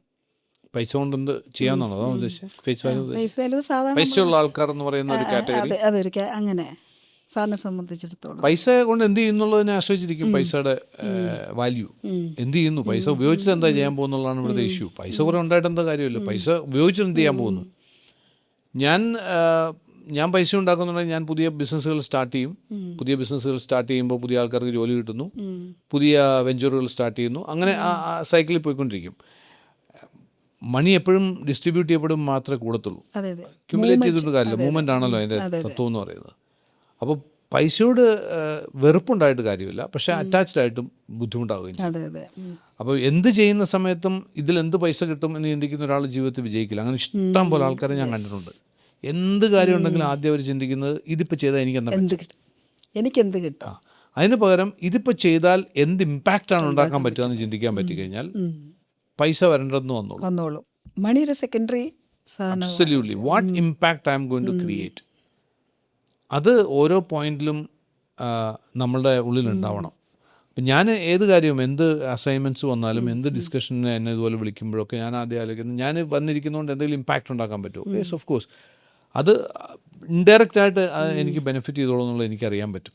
അതേസമയത്ത് എല്ലാത്തിനെയും മണി വെച്ച് മെഷർ ചെയ്യുകയാണെന്നുണ്ടെങ്കിൽ ദാറ്റ്സ് അറ്റാച്ച്ഡ് ടു മണി. എന്തിനോട് അറ്റാച്ച്ഡ് ആയാലും അതൊരിക്കലും നമുക്ക് അക്സെപ്റ്റ് ചെയ്യാൻ നമ്മളിലേക്ക് എത്താൻ പ്രയാസമായിരിക്കും. അറ്റാച്ച്മെന്റ് കൂടുന്തോറും നമ്മൾ കൂടുതൽ ഫ്രസ്ട്രേഷൻ ഉണ്ടാകും. അപ്പോൾ അതാണ് എൻ്റെ ഒരു തോട്ട് അബൌട്ട് മണി. മിനിമലിസം എന്ന് പറയുന്നൊരു കോൺസെപ്റ്റ് ഉണ്ട്. അപ്പം ഒരുപാട് കാശുള്ളവർ, വളരെ സക്സസ്ഫുൾ ആയിട്ടുള്ള ആൾക്കാർ, ഇപ്പം മാർക്ക് സക്കർബർഗ് അല്ലെങ്കിൽ അതുപോലെയൊക്കെയുള്ള ഫേസ്ബുക്കിൻ്റെ ഓണർക്ക്, അവർക്ക് ഒരു മിനിമലിസ്റ്റ് ലൈഫാണെന്ന് പറയാറുണ്ട്. അപ്പോൾ അതിനെക്കുറിച്ച് സാറിൻ്റെ പേഴ്സണൽ ഒപ്പീനിയനാണ് ചോദിക്കുന്നത്. അത് നല്ലതാണോ? അല്ലെങ്കിൽ ഇപ്പോൾ അത് ഉദാഹരണം പറയുകയാണെങ്കിൽ, അപ്പോൾ അവർ 2-3 ടീഷർട്ടായിരിക്കും ഇടുക, എല്ലാ ഫങ്ഷനും അത് തന്നെയാണ്. അപ്പോൾ അവർ പറയുന്നത് രാവിലെ ഡിസിഷൻ മേക്കിങ്ങിൽ എനിക്ക് തന്നെ എളുപ്പമാണ്. അതൊരു തരത്തിൽ കറക്റ്റാണ്. അത് ഞങ്ങളൊക്കെ സ്ത്രീകളെ സംബന്ധിച്ചോളം ഞങ്ങൾക്ക് ഒരുപാട് കൺഫ്യൂഷനാണ്. ഇതിടണം, ഏത് ചുരിദാറിടണോ, അതിടണോ, ആ ടൈം വേസ്റ്റ് ആവത്തില്ല. അപ്പോൾ ഈ മിനിമലിസം നമുക്ക് നമ്മുടെ ഈ കേരളത്തിൽ ഈ സാഹചര്യത്തിൽ അഡോപ്റ്റ് ചെയ്യാൻ പറ്റുന്നതാണോ, സജസ്റ്റബിൾ ആണോ? ഒരു പേഴ്സണൽ ചോയ്സ് അല്ലേ? അതെ, പേഴ്സണൽ ചോയ്സ് ആണ്. നമുക്ക് അങ്ങനെ ഒരു ഇൻസിസ്റ്റ് ചെയ്യേണ്ട ഒരു ആവശ്യമൊന്നുമില്ല. അത് ഇപ്പം ഞാൻ അങ്ങനെ ആലോചിക്കുകയാണെങ്കിൽ, ഇപ്പം ഞാൻ മിക്കവാറൊക്കെ എപ്പോഴും ഇങ്ങനത്തെ ഒരു ഡ്രസ്സ് ഇട്ട് നടക്കും. ബേസിക്കായിട്ട് പറയുകയാണെങ്കിൽ പല ഡ്രസ്സുകളിട്ട് അതിനൊരു ഫിറ്റ് ആവുമോ ഇല്ലയോ എന്നുള്ള കൺസേൺ എനിക്ക് താല്പര്യമില്ല. ഉള്ളത് പറഞ്ഞാൽ എനിക്ക് ഏറ്റവും കംഫർട്ടബിൾ ആയിട്ട് എപ്പോഴും തോന്നാറുള്ളൊരു സാധനമാണ് എടുത്തിട്ടുണ്ടെങ്കിൽ പോലും, അത്രേ ഉള്ളൂ. അപ്പോൾ അത് മിനിമലിസം ആണോ മാക്സിമിസം ആണോ എന്ന് അറിയത്തില്ല. പക്ഷേ ഇത് തീരെ ചീപ്പല്ലല്ലോ. ഞാൻ പറഞ്ഞത് ഇപ്പോൾ എപ്പോഴും മിനിമലിസ്റ്റിക് എന്ന് പറഞ്ഞ് പലരും ചെയ്യുന്നത് പോലും അവരുപയോഗിക്കുന്ന ബ്രാൻഡ് നോക്കുകയാണെങ്കിൽ ഭയങ്കര എക്സ്പെൻസീവ് ബ്രാൻഡുകളാണ്. പക്ഷേ ഈ കാണിക്കാൻ വേണ്ടി നമ്മൾ ചെയ്യുന്നൊരു പരിപാടി ഉണ്ടല്ലോ, ഡ്രസ്സാണെങ്കിലും അതുപോലെ കുറേ കാര്യങ്ങൾ വെറുതെ കാണിക്കാൻ വേണ്ടി മാത്രം. ഇപ്പോൾ പ്രത്യേകിച്ച് പേഴ്സണൽ ബ്രാൻഡിങ് എന്നുള്ളൊരു കോൺസെപ്റ്റ് വന്നതോടുകൂടി എല്ലാ ബിസിനസ്സുകാരും എന്തൊക്കെയോ കാട്ടിക്കൂട്ടുന്നുണ്ട്. എനിക്കറിയില്ല എന്തിനാണ് കാട്ടിക്കൂട്ടുന്നതെന്നുള്ളത്. എന്നോടൊന്നിനോട് വരുവാൻ ചോദിച്ചിട്ടുണ്ട്. അപ്പോൾ ഞാൻ ചോദിച്ചു, നിങ്ങളുടെ പേഴ്സണൽ ബ്രാൻഡ് ബിൽഡ് ചെയ്യേണ്ട ആവശ്യം നിങ്ങളുടെ ഇൻഡസ്ട്രിക്ക് ഉണ്ടോ? നിങ്ങൾ പ്രവർത്തിക്കുന്ന ഇൻഡസ്ട്രിയിൽ അതിൻ്റെ ആവശ്യം ഞാൻ കാണുന്നില്ല. മനസ്സിലായില്ലേ? ഒരു ബിസിനസ് പേഴ്സൺ ഒരിക്കലും ഒരു പേഴ്സണൽ ബ്രാൻഡിന്റെ ആവശ്യമില്ല. അല്ല, ചില ബിസിനസ്സുകളിൽ ഉണ്ടാവും. പക്ഷെ ഒരു കോച്ച് തീർച്ചയായിട്ടും ചില ബിസിനസ്സുകളുണ്ട്. സ്റ്റീലും സിമെന്റും വിൽക്കുന്ന ഒരാള് പേഴ്സണൽ ബ്രാൻഡ് ഉണ്ടാക്കുന്ന ആവശ്യമൊന്നുമില്ല. അവരെയും ഏതെങ്കിലും ഏജൻസി പോയി ഇൻസ്പയർ ചെയ്യും. പിന്നെ അവരുടെ കൂടെ എപ്പോഴും ക്യാമറ ആയിട്ട് ഒരാൾ നടക്കുക, ഫ്ലൈറ്റിൽ കയറുമ്പോഴും അയാളുടെ ടിക്കറ്റ് എടുത്ത് കൊടുക്കുക. So we should be really എന്താ പറയുക, നമ്മളെക്കുറിച്ച് ചിന്തിക്കണം. എനിക്ക് വേണ്ടിയാണ് ജീവിക്കുന്നത്. എൻ്റെ ഏറ്റവും ക്ലോസ് ആയിട്ടുള്ള ആൾക്കാരും അവരൊക്കെയാണ്. അല്ലാതെ വാലിഡേഷന് വേണ്ടി ജീവിക്കുന്ന ആൾക്കാരുടെ ജീവിതം വലിയ പ്രശ്നമാണ്. എനിക്കറിയാവുന്ന ഒത്തിരി ആൾക്കാരുണ്ട്, ബിസിനസ്സുകാർ തന്നെ. അവരോട് ഇതുപോലെ പേഴ്സണൽ ബ്രാൻഡിങ്ങിനെ കുറിച്ചൊക്കെ പറഞ്ഞ ശേഷം സോഷ്യൽ മീഡിയയിൽ എത്ര ഇതുണ്ടാവണം, അതൊക്കെ ബിൽഡ് ചെയ്ത് കൊടുക്കാന്ന് ഫോളോവേഴ്സ് പറയുന്നു. ഉണ്ടാകണം. ഇത് വരാഞ്ഞിട്ട് സ്ട്രെസ് അടിച്ചിരിക്കുന്ന ആൾക്കാരുണ്ട്. ഞാൻ ചോദിച്ചപ്പോൾ സോഷ്യൽ മീഡിയ ഇപ്പോൾ ഇൻസ്റ്റാഗ്രാമിൽ നിങ്ങൾക്ക് ഫോളോയിങ് ഉണ്ടായില്ലെങ്കിൽ നിങ്ങൾക്ക് എന്താ പ്രശ്നം? അതെ, ഓരോരുത്തർ ഇൻസ്റ്റാഗ്രാം ഫോളോയിങ് ഉണ്ടാക്കുന്നത് അതിൽ കൂടെ പിന്നെ ഫ്യൂച്ചർ ബിസിനസ് ചെയ്യാനായിട്ട്. നിങ്ങൾ ബിസിനസ് സക്സസ്ഫുൾ ആയിട്ടിരിക്കുന്ന ആളാണ്, നിങ്ങൾക്കിപ്പോൾ ഉണ്ടാക്കേണ്ട ആവശ്യം എന്താ? Basically it's A very personal choice. എനിക്ക് തോന്നുന്നത് ഏത് തരത്തിലുള്ള ലൈഫാണോ നമുക്ക് സഫോക്കേറ്റിംഗ് ആയിട്ടുള്ള ഒരു തരത്തിലുള്ള ഒരു ലൈഫ് സ്റ്റൈൽ നമ്മൾ ഉണ്ടാക്കരുത്. അത്രേ ഉള്ളൂ, ഞാൻ പറയുന്നത് അത്രേ ഉള്ളൂ. If it is suffocating you, don't do it. Personal ബ്രാൻഡിങ്ങിനെ കുറിച്ച് പറഞ്ഞുകൊണ്ടാണ്. അപ്പം ബ്രാൻഡ് ക്രിയേറ്റ് ചെയ്യണമെങ്കിൽ നിങ്ങൾ ഇന്നിടത്തൊക്കെ പ്രത്യക്ഷപ്പെടണം. പേഴ്സണൽ ബ്രാൻഡിങ് ബുക്ക് ഒരു ഓതറായി മാറണം. എസ്പെഷ്യലി ട്രെയിനിങ് ഫീൽഡിലൊക്കെ നിൽക്കുന്നവർ ബുക്ക് എഴുതപ്പെടേണ്ടതല്ലേ? അതെ, അപ്പോൾ അതിന് വേണ്ടി എഴുതാൻ വേണ്ടി ഒരു ബുക്ക് ഒരു തരത്തിലും അക്സെപ്റ്റ് ചെയ്യാവുന്നൊരു കാര്യമല്ല അത്. പല ആൾക്കാരും എഴുതുന്ന ബുക്ക് ഒരു 10-50 കോപ്പി പ്രിന്റ് ചെയ്തിട്ട് വെറുതെ അത് വെച്ചിട്ട് ബുക്ക് റിലീസ് മാത്രം നടത്താറുള്ളൂ. അതിനപ്പുറത്തേക്കൊന്നും പോകാറ് പോലും ഇല്ല, പബ്ലിഷറെ പോലും കിട്ടാറില്ല. പിന്നെ ഇപ്പോൾ സെൽഫ് പബ്ലിഷിംഗ് ഉള്ളത് കൊണ്ട് നടക്കുന്നു മാത്രമേ ഉള്ളൂ. പക്ഷേ ഞാൻ നേരത്തെ പറഞ്ഞില്ലേ, അതായത് നേരത്തെ നമ്മൾ വാഴയുടെ കേസ് പറഞ്ഞ സമയത്ത് പറഞ്ഞല്ലോ, ഈ ജെനുവിനിറ്റി എന്ന് പറയുന്ന ഒരു സാധനം ഉണ്ട്. അതുണ്ടെങ്കിൽ ലോങ് ടൈം സസ്റ്റൈനബിലിറ്റി ഉണ്ടാവത്തുള്ളൂ. ഇപ്പം ഡോക്ടർ ലിസി കൊണ്ടുവന്ന കോൺസെപ്റ്റുകളോ അല്ലെങ്കിൽ വാട്ട് എവർ ഇറ്റ് ഈസ്, സൈക്കോളജിക്കലായിട്ടുള്ള കാര്യങ്ങളോ മൈൻഡ് പവർ റിലേറ്റഡോ അതിൽ നിന്ന് പഠിച്ചിട്ടുള്ള ആൾക്കാരുണ്ടാവാം. അവരുടേതായിട്ടുള്ള ജെനുവിനിറ്റിയിൽ അത് ചെയ്തില്ലെന്നുണ്ടെങ്കിൽ പറ്റാൻ പോകുന്നതെന്ന് വെച്ചാൽ കുറച്ച് കഴിയുമ്പോൾ ഇത് ആൾക്കാർക്ക് മനസ്സിലാവും. സത്യം. അപ്പം ഞാനത് കണ്ടുകൊണ്ടിരിക്കുകയാണ്. ഞാനിപ്പോൾ ഹ്യൂമൻ ട്രാൻസ്ഫോർമേഷൻ സ്പേസിൽ ഒരു 10-25 വർഷമായി. എത്രയോ ആൾക്കാർ വന്നു പോയി കഴിഞ്ഞു ഇതിനകത്ത് തന്നെ.